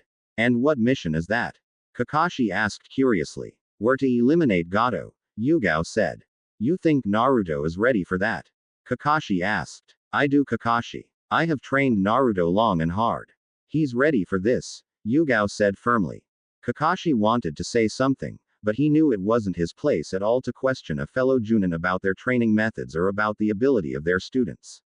While the Junin were talking, the genin were sitting off to the side. Mocha looked listless and bored. In the academy he tended to be by himself and never made any friends with the other kids. Sasuke sat there glaring and trying to size up Naruto as well as looking at the sword Naruto now carried on his back. His eyes scanned over Team 9, eyeing each one, wondering if they could be possible opponents. He looked over Tenten since she was a girl. But he saw a possible strong opponent in Neji since he knew as a Hyuga Neji was strong though not as strong as him, and Uchiha of course. As for Lee, Sasuke wasn't sure what to think. Sakura was fawning over Sasuke and glaring at Naruto. She would then eye Tenten like the girl would move in on her man any second. Sakura wasn't about to let that happen and would fight for her man even though she was an utterly pathetic fighter. Neji was sitting patiently waiting for the Junins to finish. He heard all about Sasuke from Naruto, and after seeing glimpse of Sasuke in the village and up close now he agreed with Naruto. Sasuke was a moody little emo with the biggest, rustiest kunai shoved up his butt. Lee was barely containing himself from exploding in a rant about youth. That and he had professed his undying love for Sakura, which made the pink-haired girl hide behind Sasuke. Lee then began his, "I shall win your love," rant before Tenten shut him up with a knuckle sandwich. Tenten was getting her first real look at Naruto's former team. She looked at Sakura with disgust. She hated fangirls. They gave kunoichis like herself, who strived to be the best and show that they could be as good as men in the ninja profession, a bad name. She remembered hearing from Naruto how Sakura never trained a day in her life and couldn't wait to see how weak the girl was so she could beat the snot out of her. Then there was the Uchiha, he was strong. Tenten knew that for sure, but she agreed with Naruto that he had no other redeeming qualities at all. Mocha was the wild card since Tenten had no idea about the boy at all. Naruto was sitting back, the relaxed of them all really. He just wanted to get this done with so he could go and take care of his mission with Yugao. Would care to explain why you're glaring at Naruto? Tenten asked Sakura. Naruto idiot is trying to look cooler than Sasuke, Sakura said like she was stating a fact. Which he is so not, she added in a snobbish tone. Tenten paused for a moment then burst out laughing at this. She couldn't believe that was what this pink-haired girl was thinking. Neji rolled his eyes and thought, typical, fangirls. What's so funny? Sakura shrieked. I'm sorry, but Naruto isn't trying to look cool for anyone, Tenten said as she tried to get a control of her laughter. What do you mean? Look at what he's wearing. But it doesn't matter since Sasuke is still cooler, Sakura said firmly. Tenten stopped laughing and glared at Sakura. Yes, Tenten had to agree with Sakura that Sasuke looked cool. But that was all. Sure, he was strong and only member of his clan, but so was Naruto. And besides, Naruto in her opinion was so much cooler than Sasuke no matter what. Sasuke may look cool, Naruto is cool through and through. Not to mention Naruto actually had a personality unlike Sasuke who just had three setting really. Emo. Super emo and really super emo. You're a fangirl, aren't you? Neji asked. Huh. Sakura said intelligently. I'll take that as a yes. You and your kind are always the first to die. You're a disgrace to all the hard-working and strong kunoichi that had come before you, Neji said.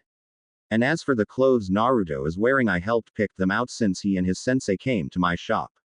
I wasn't trying to make him all cool, just something that wasn't all orange, Tenten said. The loser needs a girl to pick out his clothes, Sasuke snorted. Yeah, he can't even buy his own clothes, Sakura said, backing up her beloved Sasuke. Tenten looked pissed, but Naruto stopped her. They're not worth it, he said. Tenten frowned, but sat back. Soon the Junin broke their meeting and came over. Okay, here's what's going to happen. Team 9 will be helping us watch over the Tizuna while I train my team up, Kakashi said. What about Naruto? Tenten asked. Naruto and I have our own business to take care of. Come Naruto, Yugao said. Naruto got up and said his goodbyes to Team 9 then left. Sasuke glared at Naruto's back. He didn't like that Naruto had his own assignment and he was stuck here. Scene break. Naruto and Yugao made their way away from Tizuna's house and then stopped. Naruto uses many Kage Bushin and have them locate and scout Gato's hideout. Make sure they aren't seen at all, Yugao said. Naruto nodded and performed the jutsu and hundreds of clones appeared. All of you, look for Gato's hideout and when you find it scout around so we know the area. Then dispel so we'll have the information, Yugao commanded. Aye aye. The clone army said then left. Scene break. Back with Team 7 and 9 they were working out a schedule. Sasuke was pissed that Naruto was out and doing something and he was stuck here. He got up and headed for the door. Sasuke, where are you going? Kakashi asked. I'm going to find out where the loser went, Sasuke said. He's none of our concern. We've got our mission and he has his, Kakashi said. Sasuke growled. He wasn't happy with what little progress he was making while he was sure Naruto was getting stronger each day. He'll have to go to the council when he got to get them to order Kakashi to train him so he could kill his brother. Alright, let's head out to train team, Kakashi said with an eye smile. Scene break. A few days later Naruto and Yugao were at Gato's headquarters.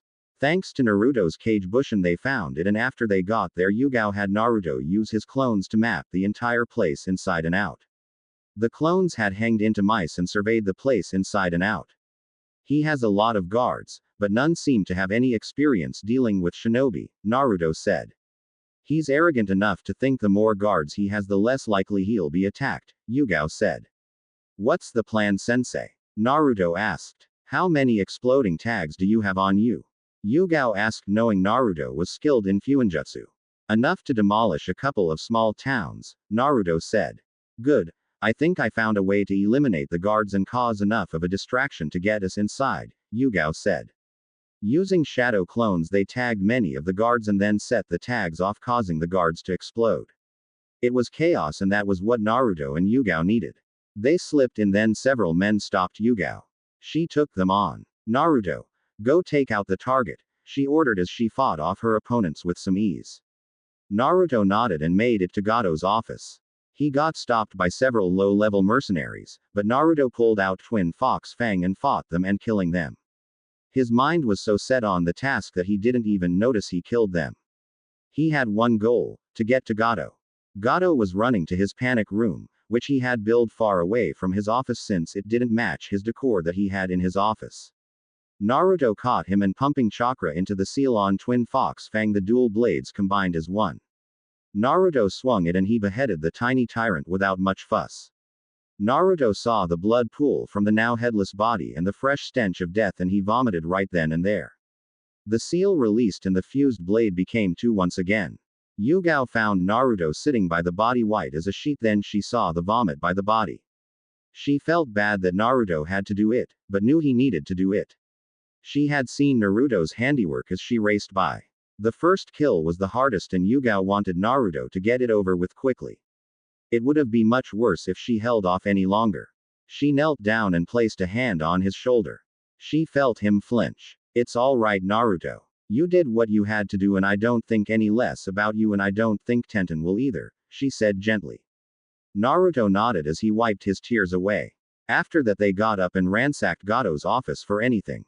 They found several interesting things. Scene break. Naruto and Yugao came back to Tezuna's house and Yugao presented Tezuna with all the account numbers of Gato. Tezuna cried upon receiving this. Sasuke was absolutely angry with this since Naruto had done a mission that would be considered a B or a rank. How come I'm stuck here while that loser gets stronger? I'm an Uchiha and I demand to be trained. I have to get stronger so I can kill my brother. Sasuke shouted. Team 11 and 9 looked at Sasuke with disgust. Lee and Guy muttered about how unyouthful Sasuke was being. Look Uchiha, you'll get the training that your sensei deems fit to teach you, Yugao said sternly. I'm an Uchiha, this stuff is below me, Sasuke said arrogantly. It's arrogant shinobi like you that are likely to be killed first in battle, Neji said.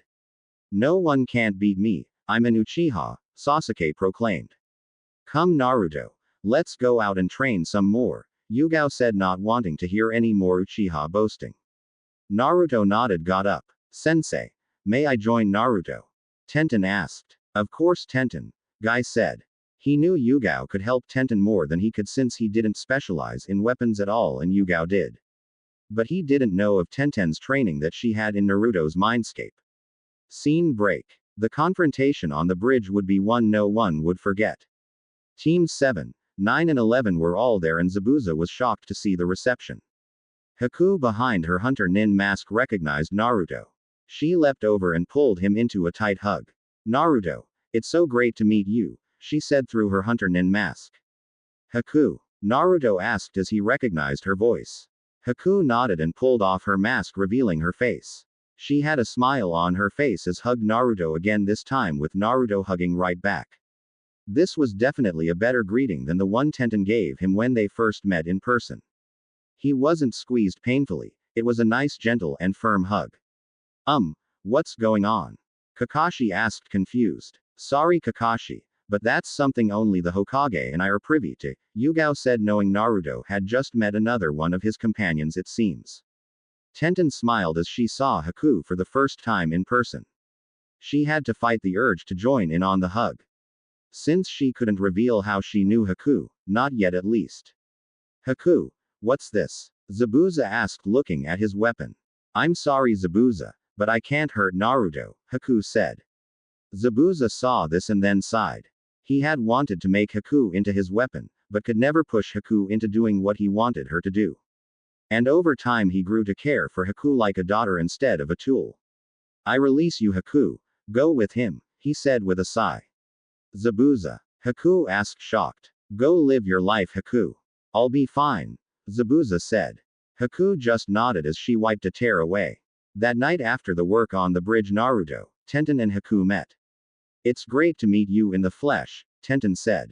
Yeah, me too, Haku said with a smile. They chatted for a while catching up on what's been going on in their lives since they last saw each other. So that's two, I wonder how I'll meet the other three. Naruto asked. Tenten and Haku thought the same thing.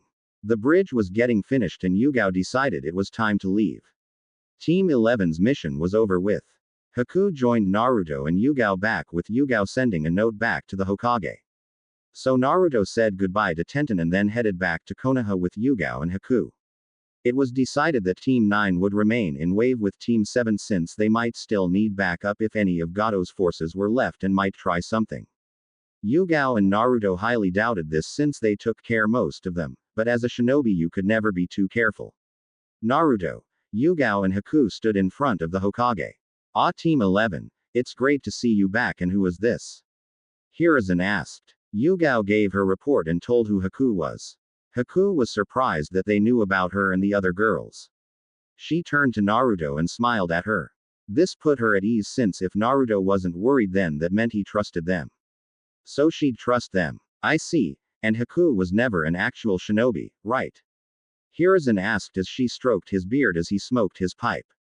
No sir, Haku said. This is perfect. Yugao, would you mind if I put Haku on your team? Hiruzen asked. No sir, Yugao said shaking her head. Excellent, Hiruzen said then began the paperwork. He tossed Haku a headband and she placed it on her forehead. Congratulations, you're now a shinobi of Konoha. May the will of fire burn forever within you, he said. Thank you Lord Hokage, Haku said bowing.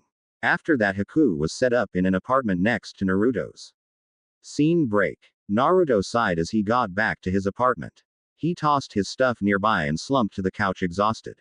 Tears began to leak from his eyes. He had killed. He couldn't get over it, he had killed and multiple times too. Did that make him a monster or something? Even after spending so much time with his girls in his mind he still had some lingering self-doubts. He could feel himself tremble all over as more tears spilled from his cheeks. He cried himself to sleep that night. The next day Naruto got up not feeling like himself. A knock on his door jarred him from his zombie state. He answered it and found it was Haku. She walked in and pulled him into a tight hug. Haku, he asked in a croak. Sophia told me last night in my dream about what you did, Haku said as she began rubbing his back. Naruto just broke down again. He thought he had cried enough last night, but it seemed that he had more tears. Haku just hugged Naruto and took them to the couch to be more comfortable. They sat there with Haku comforting him as much as she possibly could. When Naruto had settled, Haku went to cook something for Naruto and herself. She was happy that Naruto had food in his cupboards. She had to thank Yugao for this. So Haku made a nice meal for them both and Naruto spilled out how the mission went. When he was finished Haku was holding his hand tightly. Yugao-sensei is right Naruto, Haku said. Naruto looked up. You did what you had to do. You stopped an evil man and saved a village. The ones you killed, They were just bandits and mercenaries and they'd just commit some other evil deed if you didn't stop them when you did. I don't think of you any less nor would Tenten or any of the other girls. You're the same Naruto we got to know. Nothing has changed at all, Haku said. I'm not a monster. Naruto asked. No, you're not, Haku said gently as she gave Naruto's hand an extra squeeze. Naruto smiled his first smile since he had killed.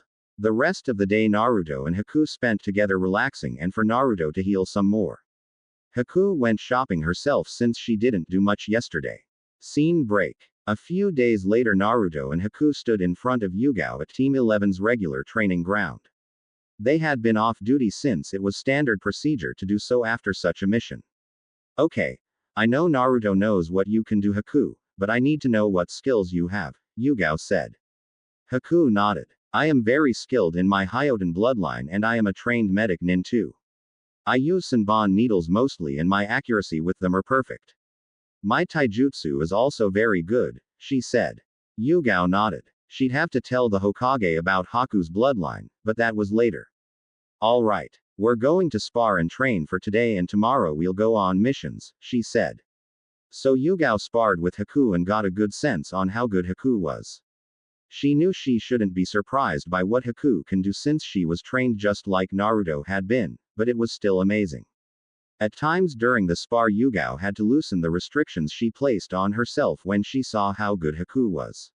She never went full out on Haku since she knew Haku wouldn't be able to handle it, but by letting go a little it helped her figure out where Haku was.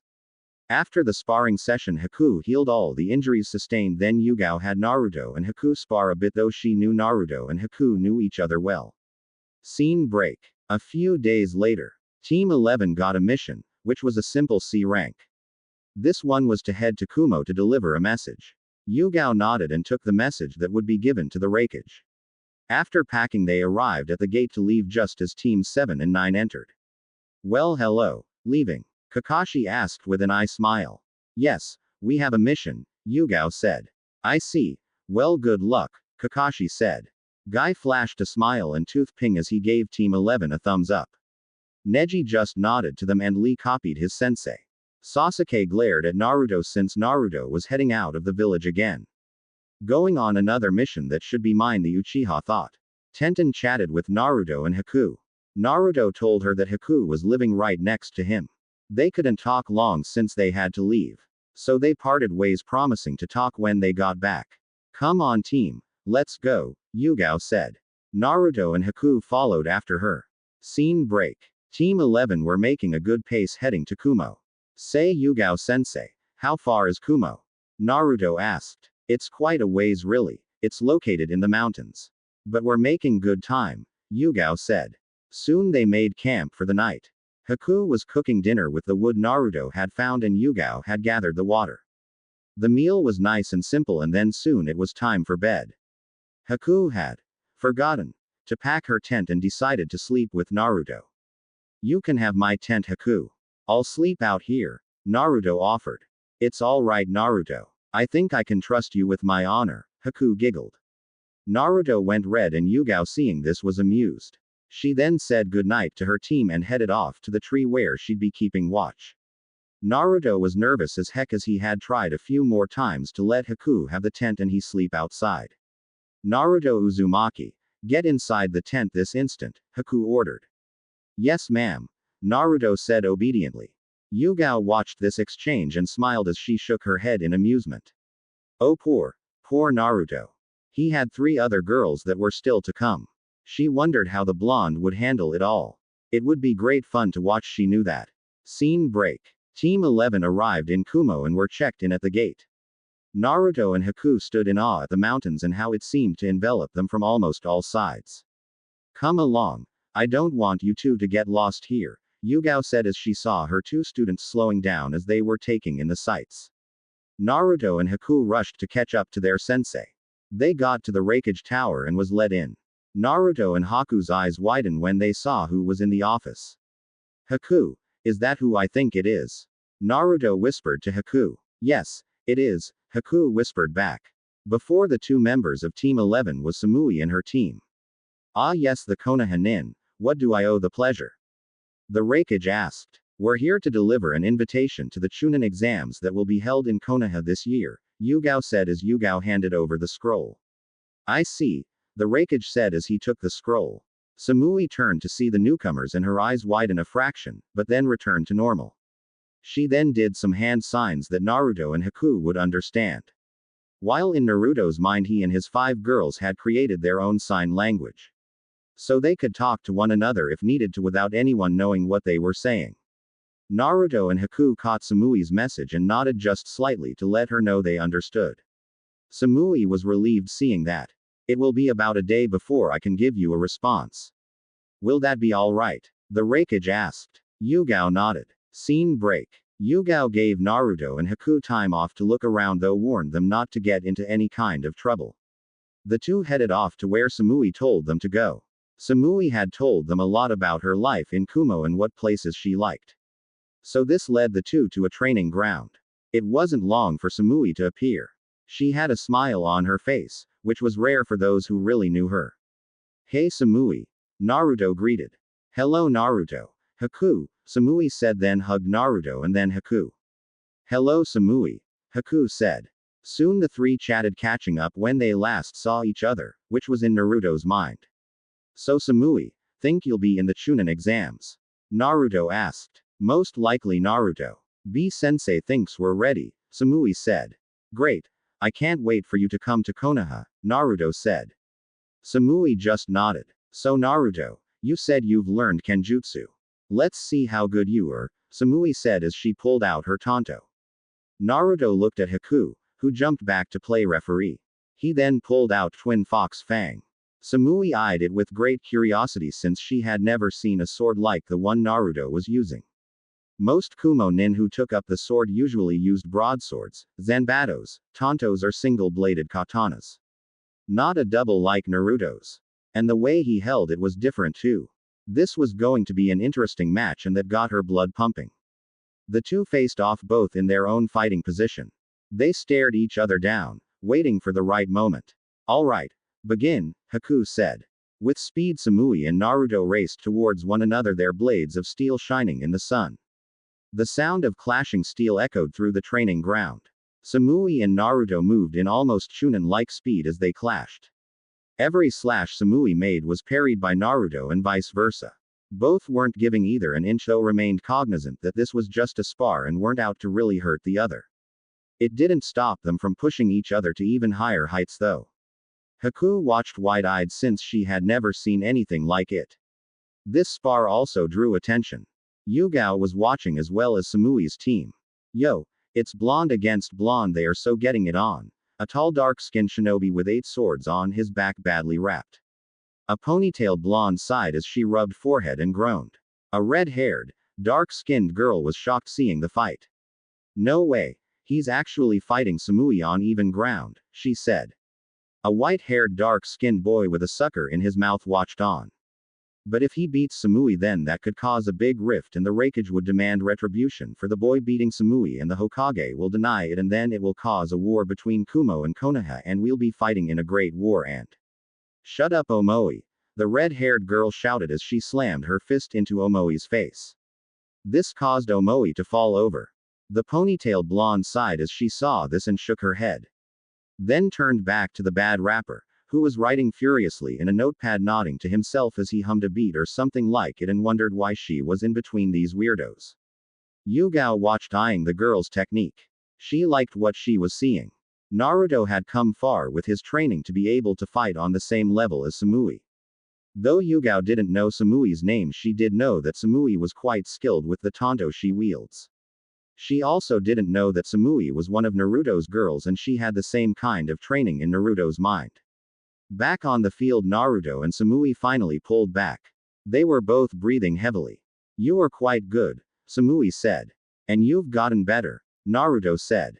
They both smiled at each other as they moved in and clashed blades again. This went on with the sounds of clanging steel echoing. Tenten would have been in heaven hearing this. Finally they jumped back to give each other some distance. We're evenly matched it seems, Samui said. It appears that way. Shall we end it? Naruto asked. Yes, that sounds good, Samui said. They sheathed their swords and then moved in for a taijutsu match. What in the world is Samui doing? She was doing great with her tanto, the redhead asked. Not sure. The ponytailed girl said with a shrug. Back to the match. Samui threw a punch with Naruto slapping it away and then tried to kick Samui. Samui jumped away, but Naruto followed her and kept up his assault. Samui felt overwhelmed, but she kept her composure and blocked all attacks as she waited for an opening. She found one and slammed an elbow into Naruto's chest. Naruto threw an uppercut into Samui's gut at the same time. They jumped away from each other panting hard. Call it a draw, Naruto suggested. It won't be cool, but yes. A draw, Samui said. She knew she was getting tired and wouldn't be able to last too much longer and knew Naruto still had fuel to burn. Haku called the match and that's when Samui and Naruto noticed the audience they had. Naruto looked embarrassed as he rubbed the back of his head. Hey, he said. Very eloquent Naruto, Haku said with a roll of her eyes as she was checking over Samui and Naruto for injuries. Yugao walked over to Naruto. That was well done Naruto, she said.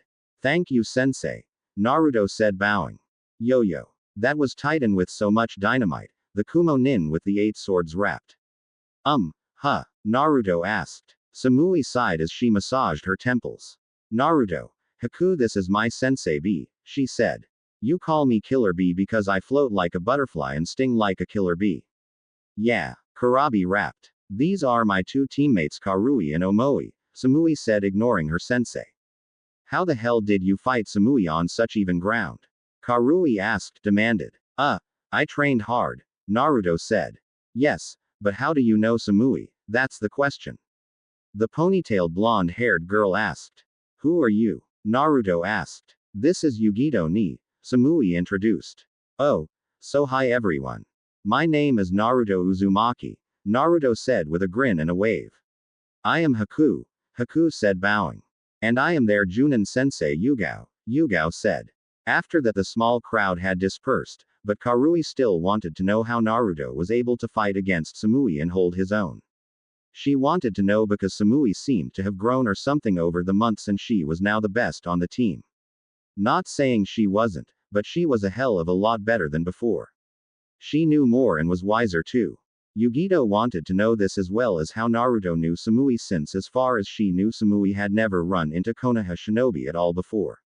She would have heard about it from Karui and Omoi about it and they looked just as surprised about Naruto. So how did Naruto and Samui know each other? Come on Naruto, there's places I want to show you in Haku, Samui said. She pulled Naruto and Haku away. Yugao smiled at this since she had figured out that Samui was one of Naruto's girls and left.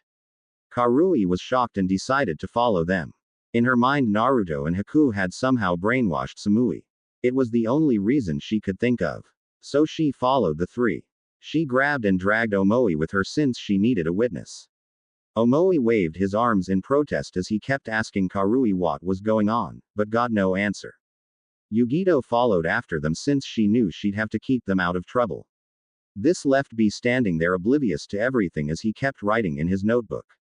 Scene break. Samui was happy to see Naruto and Haku. She had gotten a letter from Sophia when she woke up to explain things. She was pleased she could still fit into her old clothes since buying new ones were a pain. She dodged questions about her excelled performance from her team and soon everything went back to normal though she knew the questions would come back now with Naruto and Haku showing up. She had no clue when she'd meet Naruto in person, but was pleased it wasn't that long since it wouldn't be very cool if it took a long time at all. And this is the stand I go to most when I am hungry, Samui said. Do they serve ramen? Naruto asked. Haku smacked Naruto in the back of the head. Ow. Haku. Why'd you do that? Naruto whined as he rubbed his sore head. I thought we snipped away that ramen addict out of you in your mind. I guess you need a refresher, Haku said. Samui smiled at this and then led them inside to a table. Karui and Omoi were right behind them. So tell me again why we're doing this? Omoi asked. Karui sighed in exasperation. We're doing this because something is wrong with Samui. She isn't acting like she usually is. We need to find out what's going on and see if they've brainwashed her at all, she said. Now that's just dumb, Omoi said. Karui looked at Omoi. What did you just say? She asked. It's dumb. We know Samui. We've known her since the academy. We've been on the same team since graduation. Been on missions with her. If there had been changes in Samui, then we'd have noticed it a long time ago that she had brainwashed in some way, Omoi said. Karui was shocked that Omoi was making sense and not going on with his, what if, ramblings.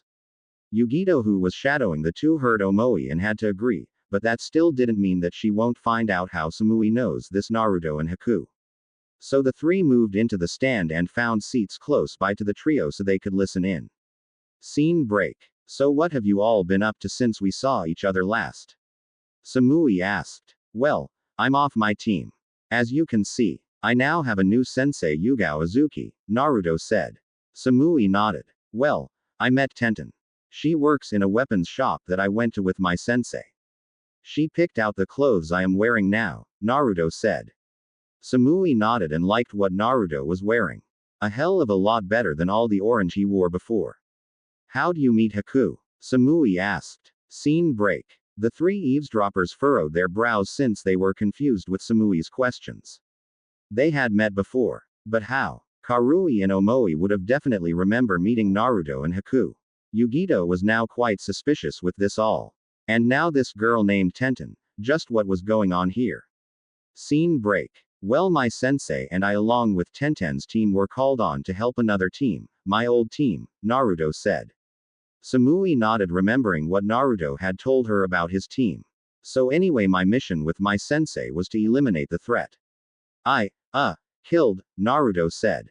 Samui's eyes showed much concern for Naruto and she took Naruto's hand while Haku took a hold of his other. Naruto looked at both girls and smiled at them with a tearful smile, thanking them both without words. He then told her all about meeting Haku, with Haku telling it from her point of view. I see. This is very interesting and makes me wonder who will be next, Samui said. Scene break. The three eavesdroppers were now really confused as to what was going on and what Samui was talking about. None of this was making any sense to them at all. Scene break. You two know we're being spied on, right? Naruto asked in a quiet whisper. Haku and Samui nodded. So what should we do? Naruto asked. Let them listen. I don't care, Samui said. Haku and Naruto nodded. Scene break. Karui, Omoi and Yugito followed Naruto, Samui and Haku out of the food stand and headed to get some ice cream. How much longer do we have to follow them? Omoi asked. Till we find out what's going on, Karui said stubbornly. Wouldn't be easier to just ask them? Omoi asked. This made Karui freeze along with Yugito. Yugito sighed and slapped a hand over her face and groaned at how stupid she was being. Karui, on the other hand, went to a more violent route. She grabbed Omoi by his collar and began shaking him with much aggression. Why the hell didn't you suggest that before, you idiot? She shouted. Omoi was getting jostled too much to even give a reply. Karui let go of Omoi before he blacks out. Again, Samui said as she was holding her ice cream. Karui stopped, seeing that stern look Samui was giving her. She dropped Omoi, who went to the ground. His eyes just swirls. Haku walked over after handing her ice cream over to Naruto to hold and began checking Omoi over. What are you doing? Yugito asked, ready to attack Haku. I'm a trained medic nin and just want to make sure there isn't any permanent damage, Haku said calmly as she kept checking over Omoi. So will he be alright? Samui asked. Yeah, he will be. It seems he's amazingly resilient when it comes to this kind of abuse, Haku said with a bit of awe in her voice.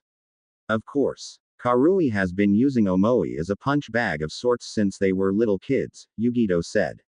Naruto handed Haku back her ice cream. Why were you three following me?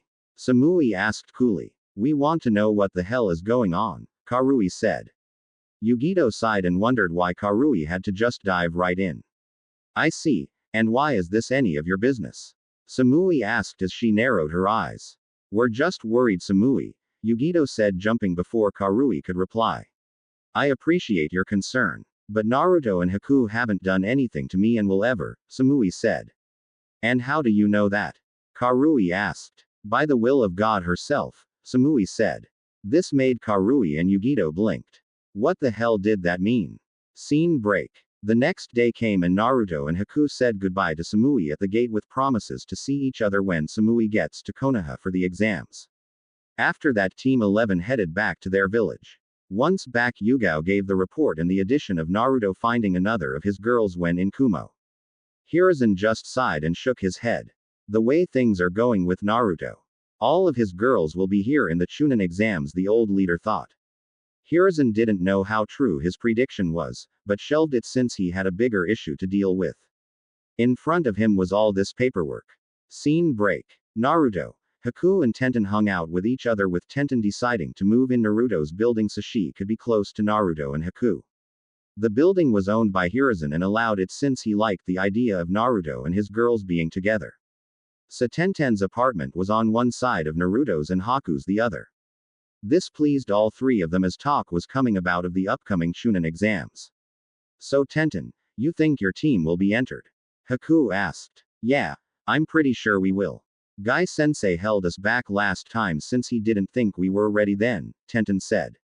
The three were in Naruto's apartment just relaxing since all three had a day off, which was rare since both of their teams had very different schedules. That's great, Tenten. I wonder if we'll be entered too, Haku. Naruto asked. We most likely won't, Naruto. You need a 3-man cell to take the exams and it's just the two of us, Haku said. Oh, right, Naruto said, frowning.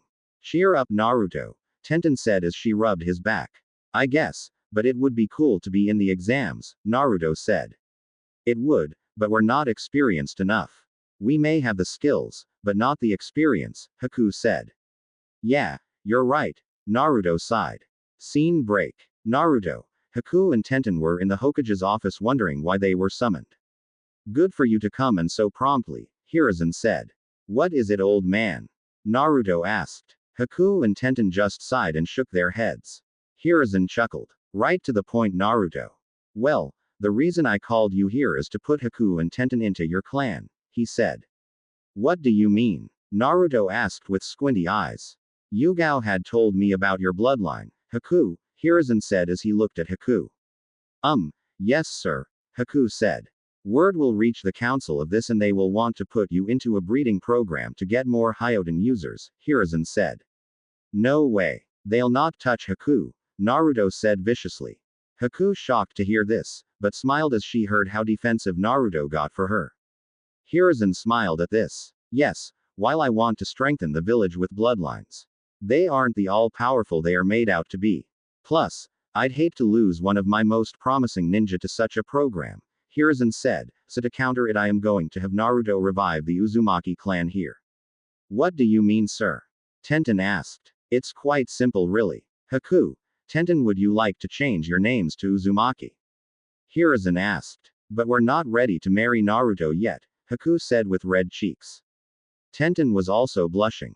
Hiruzen chuckled. No, that's not what I am asking. Though I think down the road you two and Naruto's 3 other girls will reach that point. No, by having your last names as Uzumaki you all can be established as a clan. According to the Konoha charter, a clan has to be made up of 2 or more members. They can be blood related or adopted into the clan, he said. Now since Naruto will be the head of the Uzumaki clan he can adopt you into the clan, but only he can do this. Naruto looked at Haku and Tenten. Well, what do you think? He asked. How will this protect me from the council? Haku asked. Ah, good question. The council cannot force a member of a clan into the breeding program. There are bylaws preventing it unless the clan is on the verge of dying out. But I can't see that with you. Only the Hokage and the clan heads can decide that. The council has no control over that at all, Hiruzen said. The 3 looked at each other and discussed things. They then turned to Hiruzen after they finished their talk. We'll do it, Naruto said. Good, now to the paperwork, Hiruzen said with glee. After what felt like an eternity of paperwork, which made Naruto's hand ache, Tenten and Haku were now members of the Uzumaki clan. Hiruzen ratified it too by placing the Hokage seal on it as soon as it was all filled out and signed. Congratulations, now there's no clan compound you can use at the moment, but I'll be looking into it, Hiruzen said. That's okay, we're fine where we live right now, Naruto said. Haku and Tenten nodded. The 2 girls had their ninja ids changed to now have their new last names and their clan status. Same with Naruto, with him now being in a clan and clan head. Naruto. As clan head of the Uzumaki clan, it will give you a seat on the council, but we'll discuss that later, Hiruzen said. Naruto nodded. Scene break. As Hiruzen predicted, the council found out about Haku's bloodline and demanded her to be put into the breeding program, but Hiruzen stopped them by showing off the paperwork that a clan is protecting and who the clan was. There was loud screams and arguing, but they couldn't do a thing since Hiruzen as the Hokage had final word. He also threatened the council if they tried to act on taking Haku for breeding, there'd be severe punishment. The clan heads stood firm with the Hokage, knowing if they allowed this then their clans could be next, and they didn't want that since they wanted to control their rights to breed whoever they saw fit and have the council decide for them. Scene break. As the exams slowly crept closer, Naruto and Haku got a surprise when they arrived at their training grounds. Yugao was there with someone else. Team, this is Koji. He's your new teammate, Yugao said. Naruto and Haku greeted Koji. Today I'm going to let you three get to know one another, then tomorrow we'll get back to training, Yugao said. Does that mean you're going to enter us in the Chunin exams? Naruto asked. Maybe, Yugao said mysteriously. Naruto pouted at the answer. So Koji, what kind of skills do you have? Haku asked. I am a sensor type. I prefer genjutsu over ninjutsu, and my taijutsu is on par with the average genin, Koji said. Naruto and Haku shared their skills and the three began to spar with one another to get used to working together. Yugao sat back offering advice when her team needed it. She felt confident that her team would be ready for the exams even if the third member is quite new. She saw how Naruto and Haku were quickly integrating Koji quite quickly. Yes, they would most likely be ready and she'd make sure of it. She had picked Koji since after looking through all the genin that didn't have a team he seemed to fit the best, and after talking to him he had no animosity towards Naruto. And wasn't one to be too nosy. Yugao had told him that his two other teammates had extensive training beforehand and he took it as face value, not questioning it. So Yugao had her team train every day after missions, making sure they had a good solid base of teamwork, which she pushed greatly on them. She wanted them to be very familiar with one another and be able to work together as a cohesive unit. Even though they hadn't been a team for very long. Scene break. Weeks later, Yugao was called for a meeting. She left her team to keep working since she knew they'd obey her. She got to the Hokage office. So you're all her, wait, where's Kakashi? Hiruzen asked. There was sighs and then the door opened and Kakashi came in. Yo. Sorry I am late, but on the way here I thought I spotted a suspicious character carrying a package that was ticking. I followed him till I found out he was just a delivery man and he was carrying a package full of clocks, Kakashi said. Everyone's sweat dropped hearing this lame excuse. Anyway, you all know why you're here. The Chunin exams are upon us once again. Now it is time for those Chunin instructor who wish to nominate their teams to step forward, Hiruzen said. Yosh, I might nominate my team, Team 9, for the Chunin exams. They will show everyone their great burning flames of youth. The exuberant green spandex wearing Chunin announced. The rest of the Chunin stepped back as Guy shouted. They covered their ears as well since Guy was quite loud. I see. Anyone else? Hiruzen asked, letting the ringing in his ears dissipate. I Kurenai Yuhi nominate my team, Team 8 for the Chunin exams, a long black-haired red-eyed woman said, stepping forward. There were murmurs on this since Kurenai's team was a fresh team. I assume a Sarutobi nominate my team, Team 10 for the Chunin exams, a beard-wearing Chunin said. More murmurs since another fresh team had been nominated. I Kakashi Hatake nominate my team, Team 7 for the Chunin exams, the one-eyed reading Chunin said. Again more murmurs. Yugao sighed then nominated her team. This shocked many since Yugao's team was the most green since they just gotten a third teammate recently. Are you sure about your choice, Yugao? Hiruzen asked. I am Lord Hokage. I have great faith in my team. I know they'll do well in the exams, Yugao said with utter confidence. Okay. Anyone else? Hiruzen asked. Scene break. Naruto, Haku and Koji were resting under a tree resting. They were chatting, trying to create new strategies that they could use together. This is where Yugao found them. She smiled and walked over. Here are your forms for the Chunin exams. Fill them out and then report to room 301 at the academy, she said. Are you sure we're ready, sensei? Haku asked. I am Haku, I wouldn't have nominated you if I didn't have faith in you all. Even you Koji. I've seen how you all work together and know you'll do well, Yugao said. This gave the three genin a great boost in confidence since their sensei said she believed in them. This also made them all look at each other and they made a single promise to one another. They'd work hard and wouldn't let the other down or Yugao either. Yugao saw this and knew this was a team, even if they hadn't been together for very long. She left them after giving them a few final words. Scene break. Team 11 trained together as much as they could, but then gave themselves a day off. They wanted to be fresh for the exams which were a few days away. Yugao was there most days to give them advice on what they were doing and even trained with them playing the enemy. She played that part to push them harder to work as a team by trying to divide them. Naruto and Haku were walking down the street when three blurs went past them, then followed by a bigger pink blur. Was that Sakura? Haku asked. Yeah, and she was chasing after Konohamaru and his friends. Come on. Let's go rescue them before Sakura makes them go deaf, Naruto said, giving chase. Haku nodded and followed Naruto. Naruto of course knew Konohamaru since he met him before his transformation. He told Haku and Tenten about Konohamaru. The two caught up and saw Asuna Nin holding Konohamaru by his shirt. Hey, what do you think you're doing? Sakura shouted. Lousy snot-nosed leaf brats, the Suna Nin muttered. Haku. Naruto said. Haku just nodded then disappeared.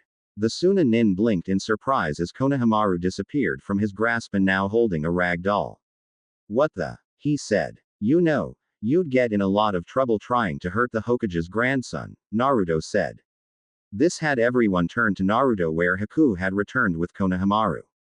Konohamaru's two friends raced to him making sure he was alright. Sakura was just as shocked seeing this all since she didn't know Naruto and Haku had followed her.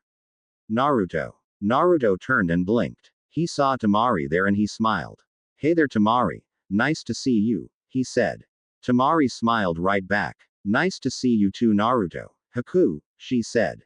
Hey sis, how do you know these two? The Suna Nin asked. That's none of your business Kankuro, Temari said, then she lifted her fan and bashed it over Kankuro's head. Hey, what was that for? Kankuro asked. For almost causing an international incident you idiot, Temari growled. She then placed her fan back in place behind her back and walked over to Naruto and Haku. Once there she hugged Naruto then Haku. The two returned the hugs. Say Temari, can you tell your brother to get out of the tree? Naruto asked. Soon a swirl of sand appeared and a boy with short red hair and black rings under his eyes came out of the sand. Who are you? He asked in a monotone voice. My name is Naruto Uzumaki, raccoon boy, Naruto said. Naruto could sense the biju in the redhead. Just another ability that Kitsune and Sophia gave him. He had sensed the Nibi in Yugito when he was in Kumo, but said nothing about it at the time. This made Kankuro gasp and Temari wince slightly on instinct.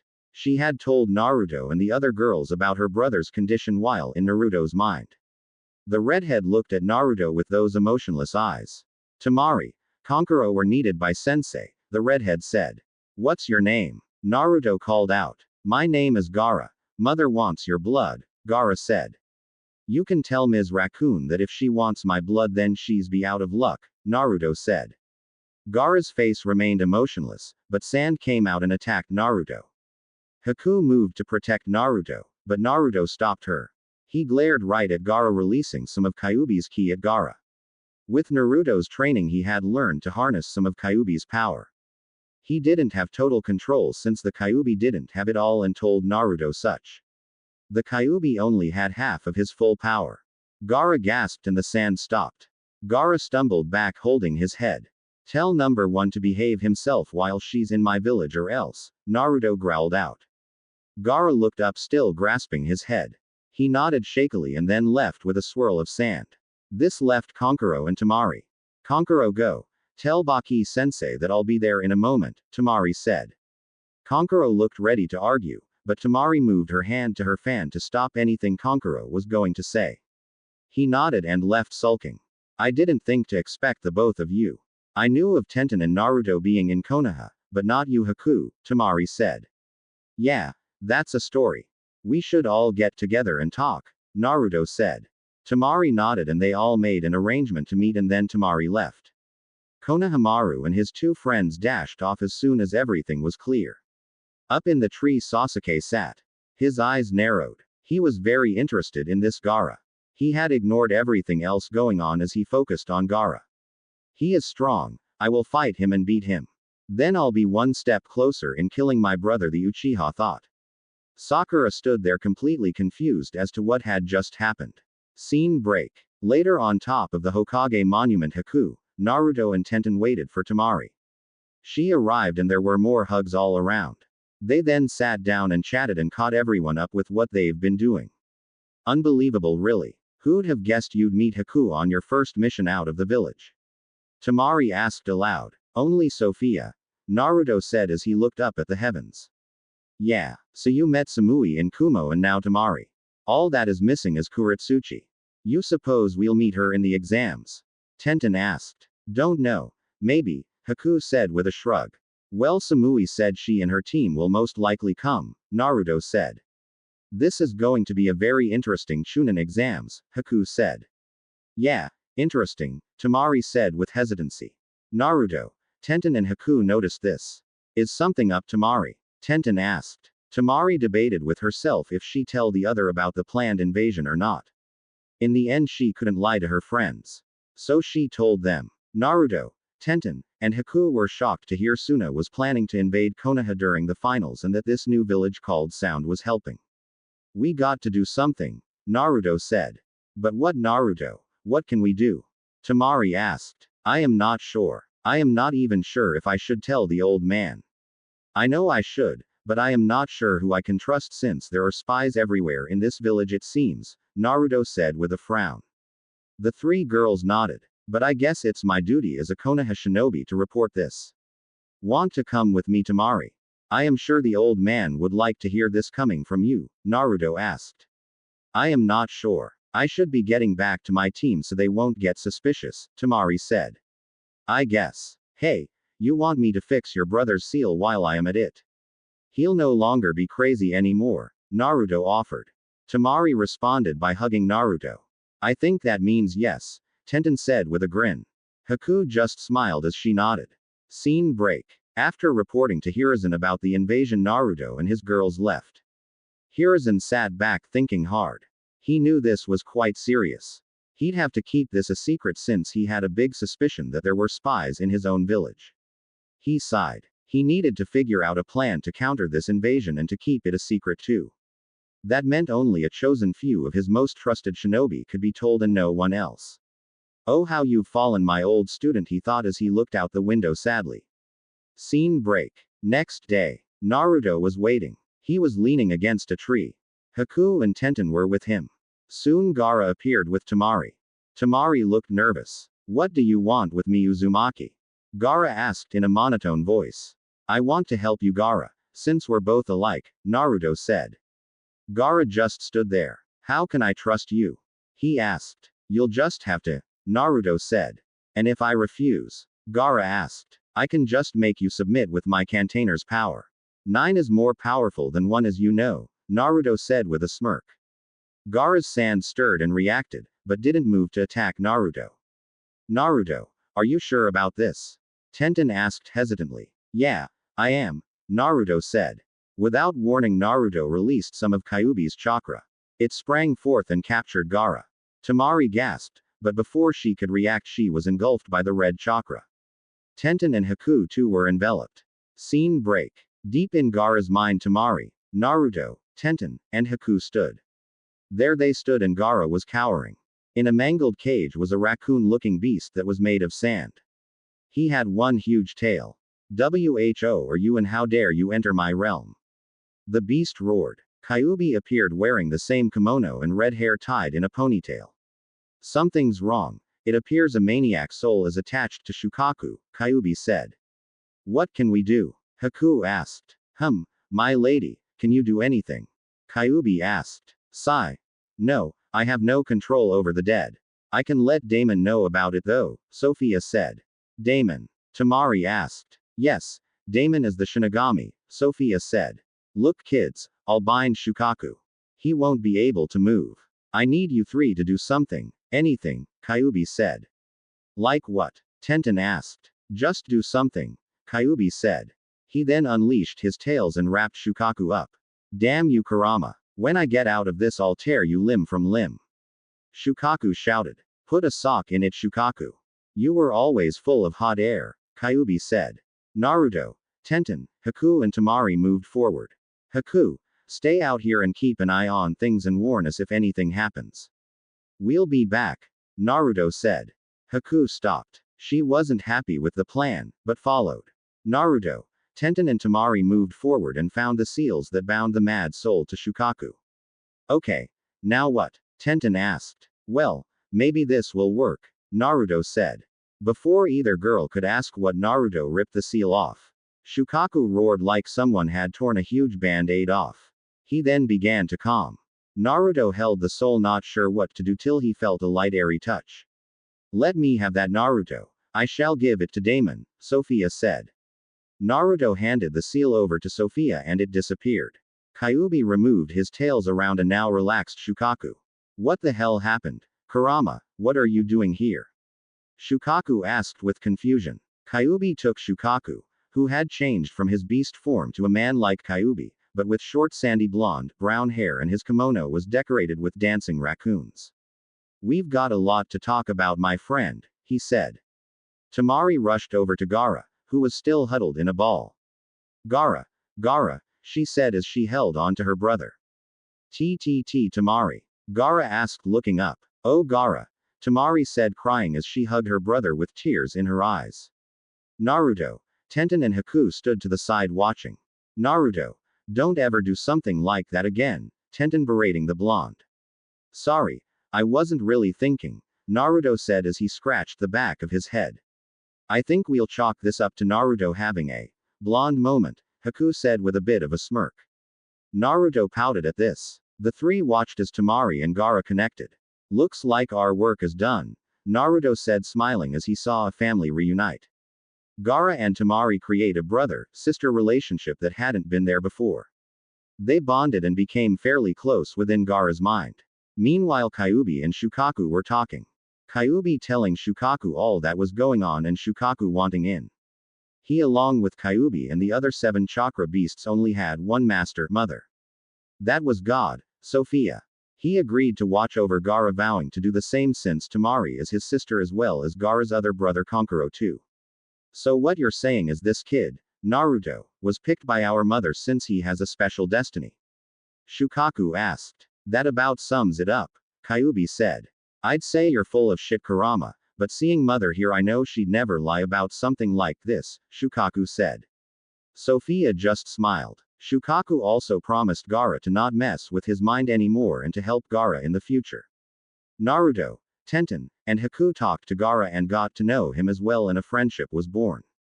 Naruto and Gaara became fast best friends with each other.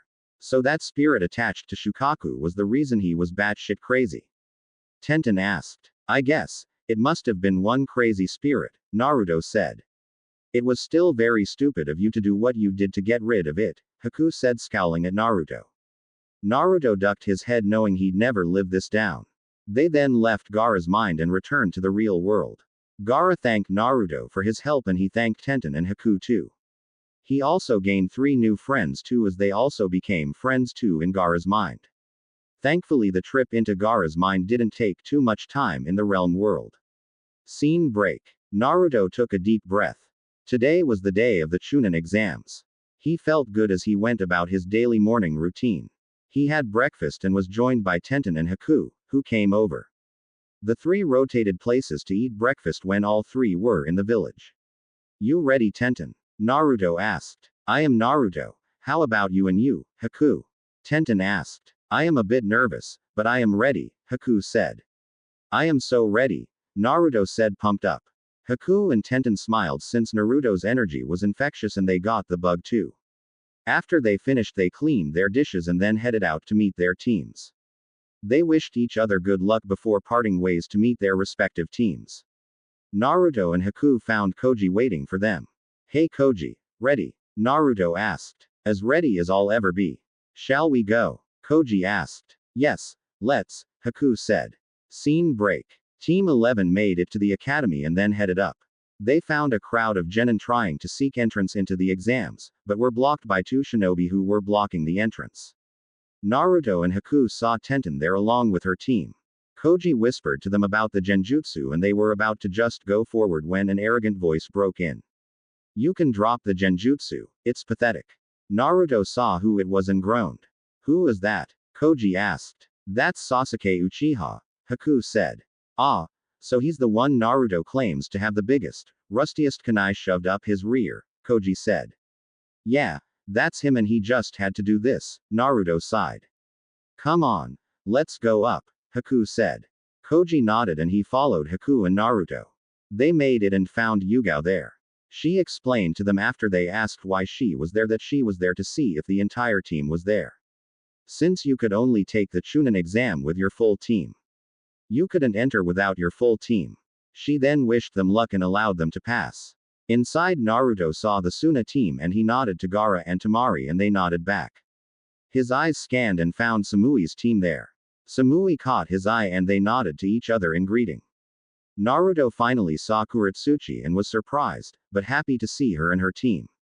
He gently nudged Haku and gestured to her and she saw Kuretsuchi. Koji didn't see this byplay at all. Hey, what are you doing here, loser, and who are they? Naruto turned to see Kiba and his team. I'm here to take the exam's dog food breath, and this is my team, Naruto said. Team? I thought your team was Sasuke and Sakura. Shino asked. It was, but then things got changed around and I got a different sensei and teammates, Naruto said. Shino just nodded. Hinata nervously waved at Naruto. There was a shriek and some screaming and Team 11 turned to see Team 7 enter. Ino was all over Sasuke with Sakura shouting at Ino. Naruto rolled his eyes then turned back. Hey Shika. Choji, he greeted. Ino's so troublesome. Shikamaru mumbled then nodded in greeting to Naruto. Choji waved as he munched away on his bag of chips. You're all making quite a racket, a boy with glasses said. And who are you? Haku asked. My name is Kabuto, and I have some experience in these exams. I have taken them a few times, the boy said. How many times have you gone through the exams? Sakura asked. 7 times, Kabuto said.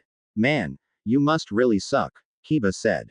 Naruto though frowned. Something didn't feel right and he nudged Haku and she caught his eye and nodded. She was suspicious too. Kabuto then showed off the cards he has made after scooping out the competition. Sasuke looked eager and stared at the cards like they were T-bone steaks. I want information on Naruto Uzumaki and Gaara, Sasuke demanded.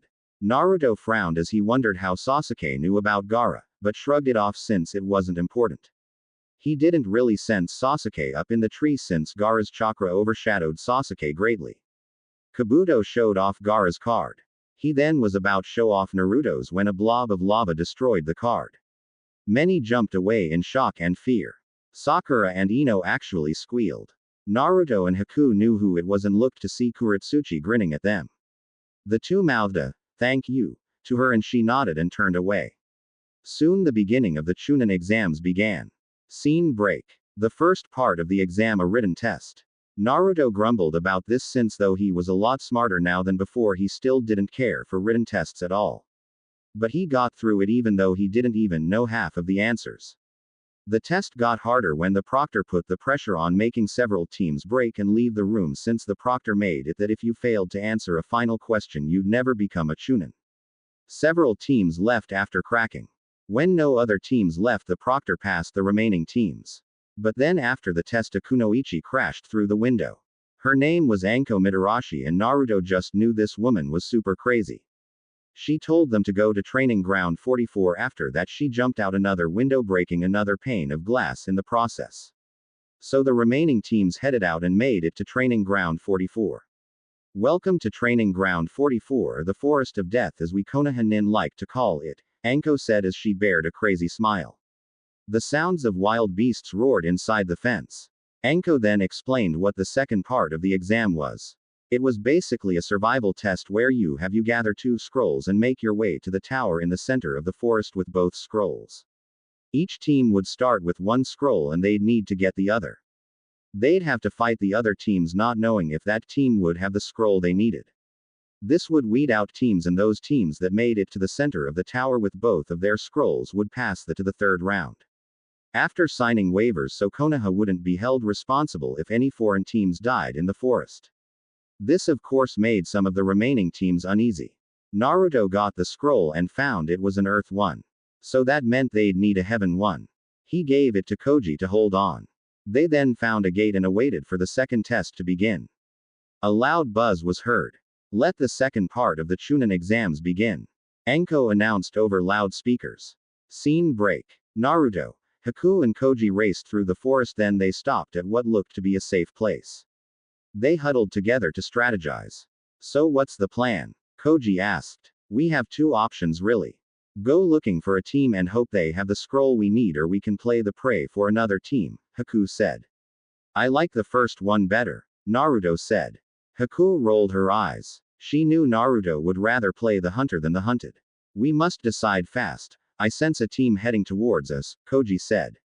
Haku, get into one of your ice mirrors. Koji, use genjutsu and hide yourself. I'll henge into a rock, Naruto commanded. Haku and Koji followed Naruto's orders. A team from Waterfall came by. There was a team here, I know it, a member said. You must have been imagining it.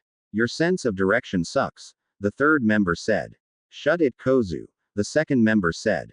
I am speaking the truth, Bazu. You don't have to be so pissy about it, Kozu said. I said shut it, Bazu said. Enough, you two. Do you want everyone to know where we are? The third member and apparently the leader of the team said sternly. The waterfall team made it closer to inspect the area. As soon as they were close enough, Naruto gave the signal and the waterfall team was ambushed. Haku came out of her ice mirror hurling Senbon at her target. Koji dispelled his genjutsu and attacked his target, and Naruto undid his rock henge and attacked his target. The waterfall team was caught off guard, but put up a fight. They lost in the end though, and when they were down for the count they were searched for their scroll. Koji was the one who found the scroll. What luck, it's the one we needed, he said as he showed of the heaven scroll to his team. Great. Then let's get to the tower, Naruto said. Haku and Koji nodded. Scene break. Team 11 moved with speed through the trees heading to the tower. They had to rest for spells, but they were making good time. All that training they did really build up their stamina and strength. We're getting close, Haku said. Soon a sudden huge gust of wind kicked up from out of nowhere. Naruto was in between tree branches when the wind got kicked up and he flew away. Naruto, Haku shouted, and she released the chakra she had locked to the tree to go after her mate. Shit, Koji muttered as the wind died down quickly. Scene break. Naruto groaned as he awoke. He got up and found himself alone.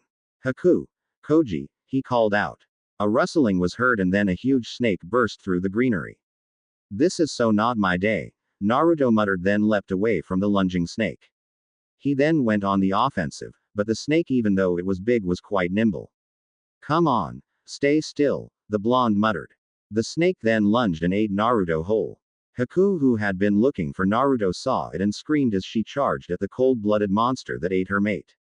She began to glow. Scene break. Elsewhere in the forest, Samui, Kuritsuchi, Tenten and Temari gasped as they glowed, then disappeared from their teams. Scene break. The four girls appeared in front of a big snake. What the heck? Kuritsuchi asked. That snake ate Naruto. Haku shouted angrily. This enraged the other four girls and they got to work with Haku. Temari swung her fan, releasing deadly wind jutsus. Tenten's barrage of flying deadly steel was aided by these winds by increasing their deadly speed as they flew to their target. Samui fired off some powerful lightning jutsu and Kuritsuchi shot off balls of molten lava. Haku flung sharp deadly ice shards. The snake didn't stand a chance against the onslaught and quickly killed. Its last thought was he was in deep, deep shit. The mutilated corpse of the snake stayed there. Then it started to move and the five girls got ready to fight. But they didn't have to, as Naruto appeared covered in slime, blood and other stuff. This made the girls sigh in relief that their Naruto was alive still. Yuck. The blonde exclaimed as he tried to clean himself off. Naruto. The five girls shouted and raced to their mate, not caring if they got slime on them. As they all hugged one another, a bright light engulfed them. Scene break. Congratulations, you're all together now. This had the group look and they saw Sophia looking at them with a smile. Sophia. Naruto said. Hello Naruto. And his angels, Sophia said. Where are we? Haku asked. Just a plane between worlds. Only place where I can be without causing too much ruckus, Sophia said. Okay. But why are we here? Temari asked. You're all together and that means the bond is now final. Your minds will be linked together and if one of you are in trouble you can call one or all of you for help no matter where you are, Sophia said. Connect our minds. You mean they'll know everything that I am thinking? Naruto asked. Sophia nodded. Naruto gulped. He wasn't too sure of this since some of his thoughts weren't, well, pure when it came to his girls. His cheeks were bright red. Oh, Naruto's thinking dirty thoughts of us, Tenten giggled.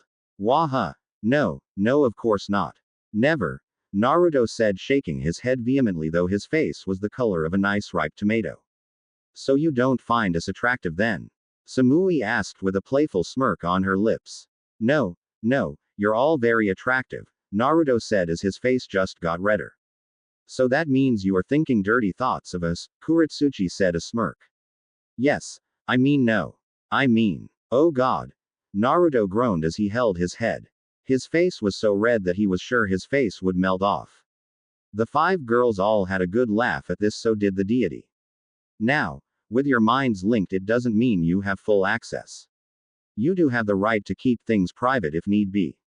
Like thinking dirty thoughts, Sophia said with a smirk as Naruto groaned. Naruto and his angels felt something touch their minds, like a link of some kind was connecting all of their brains together.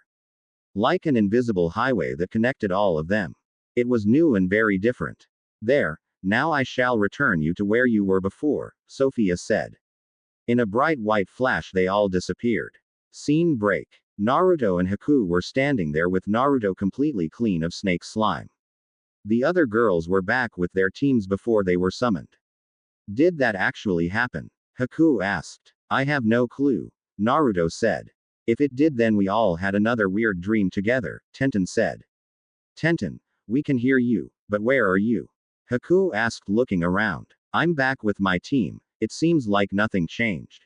My team didn't even notice my absence, Tenten said. Same with me, Temari said. Same, Samui said. Ditto, Kuritsuchi said. Whoa, this must be the link Sophia told us about, Naruto said. This going to take some getting used to, Samui said. There was general agreement on this. Scene break. So Haku and Naruto headed to find Koji. They talked to the others through their minds and figured out what they could do with these links. They could feel each other's emotions, read each other's thoughts, everything really. Except for those thoughts and feelings they barred off. It took some time to figure that part out though. They also knew that it will take a while for them to get comfortable with this new wrinkle in their lives. Naruto. Haku. Thank goodness you're all right, Koji said with great relief at finding his team. Yeah, are you all right too, Koji? Haku asked. I am fine, but what happened? Koji asked. We ran into a very big unfriendly snake, Naruto said.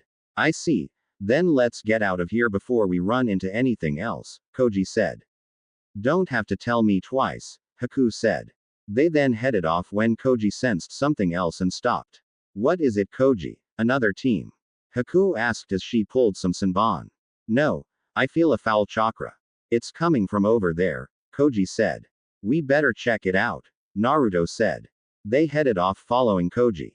They found not only Team 7, but Team 10 too. Team 9 was there too. Plus another team which appeared to be the adversary. Naruto and Haku saw Tenten in the trees with Neji.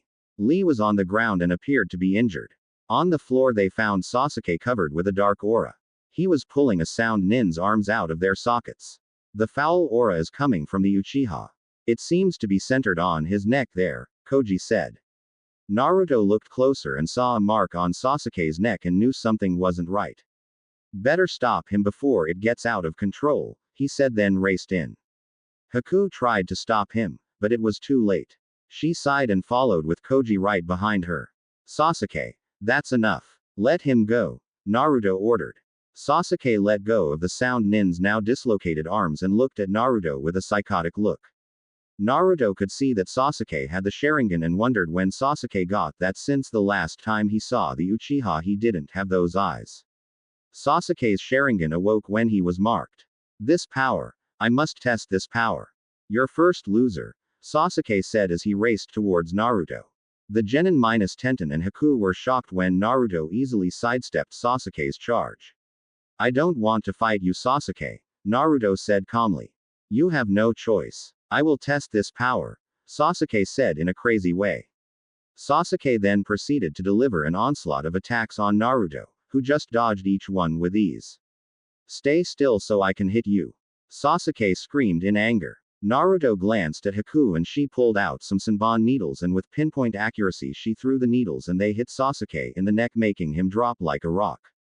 Sasuke! Sakura screamed. He's unconscious, not dead, Haku said, rubbing her abused ears. Sakura cradled Sasuke's limp body, crying like he was dead. Ino stood by looking sad, but heard what Haku said, so she wasn't too worried. She knew that Sasuke was quite dangerous in whatever state he was in. What happened here? Naruto asked. Mocha slowly got up, but you could see he was badly hurt. Haku rushed over and began to look him over medically.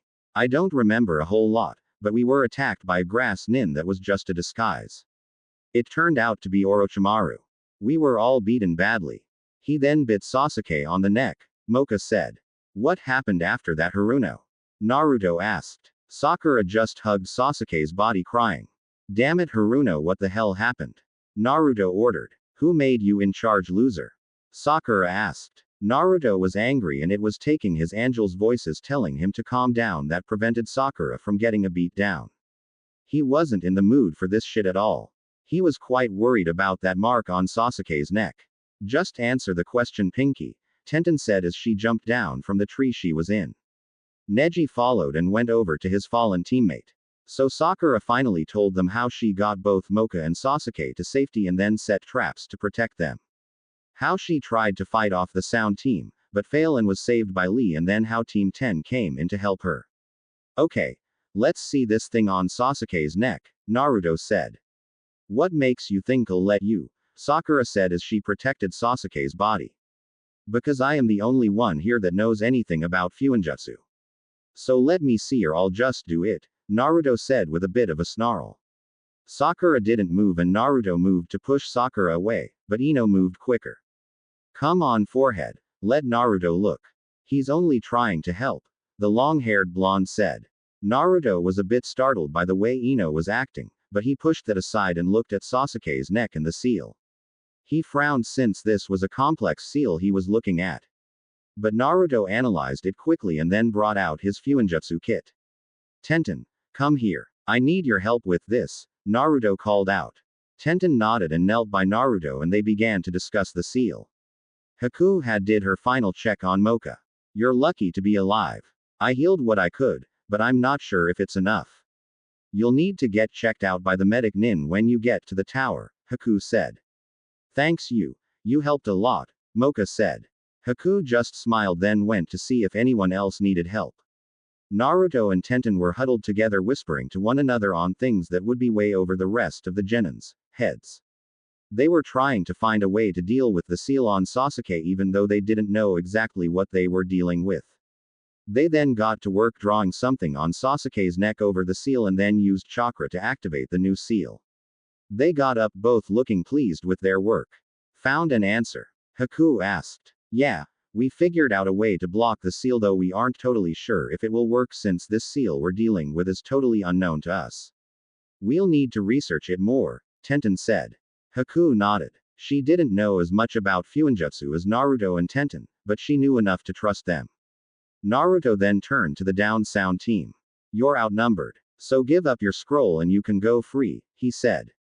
The Sound team looked at each other then decided. They tossed the scroll on the ground and left, though they left their female teammate behind. Aren't you forgetting someone? Haku asked. She's a disgrace. Then they left. Naruto frowned at this and walked to the down Sound Kunoichi. She looked down knowing what her fate was. Do you want to leave Sound? He asked. The Kunoichi looked up at Naruto with a twinge of hope. She nodded slowly. This made Naruto sigh then nod. What's your name? He asked. Kin. Kin Tsuchi, the kunoichi said. Okay. Then I Naruto Uzumaki of the Uzumaki clan claim Kin Tsuchi as a spoil, Naruto said. Kin bowed her head knowing this was the only way she'd be saved. Now she was Naruto's servant. Naruto, are you sure about this? Temari asked. Yeah, why'd you do it? Kuratsuchi asked. I don't know, but why?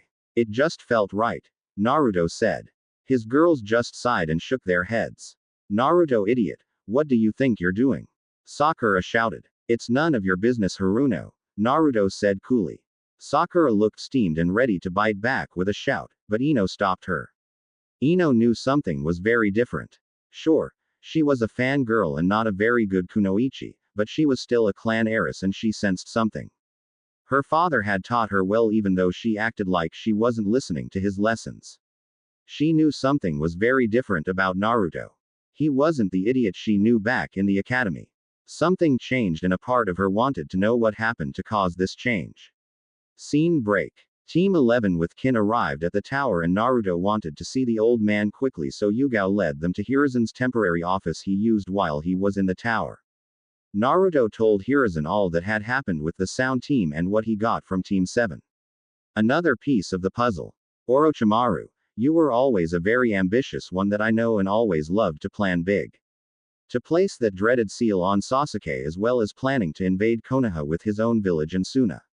It's classic Orochimaru, Hiruzen said with a sigh and shake of his head. What are we going to do, sir? Yugao asked. I need to keep this plan secret since there are spies all over the village. One of them is this Kabuto, Hiruzen said.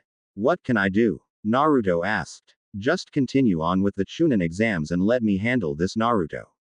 You shouldn't worry about this, Hiruzen said, giving the blonde a grandfatherly smile. Naruto frowned, but nodded since he knew there wasn't much he could do. But on to her, Hiruzen said, turning to Kin. I claimed her as a spoil old man. Under the Konoha charter she's under my protection, Naruto said firmly. So you've been reading up on all the laws of Konoha, I see, Hiruzen said. Well, my shadow clones have been, Naruto said as he rubbed the back of his head. Very well. I'll make an announcement about the Uzumaki clan after the exams are over, but I'll honor your rights of claiming Kin as a spoil, Hiruzen said.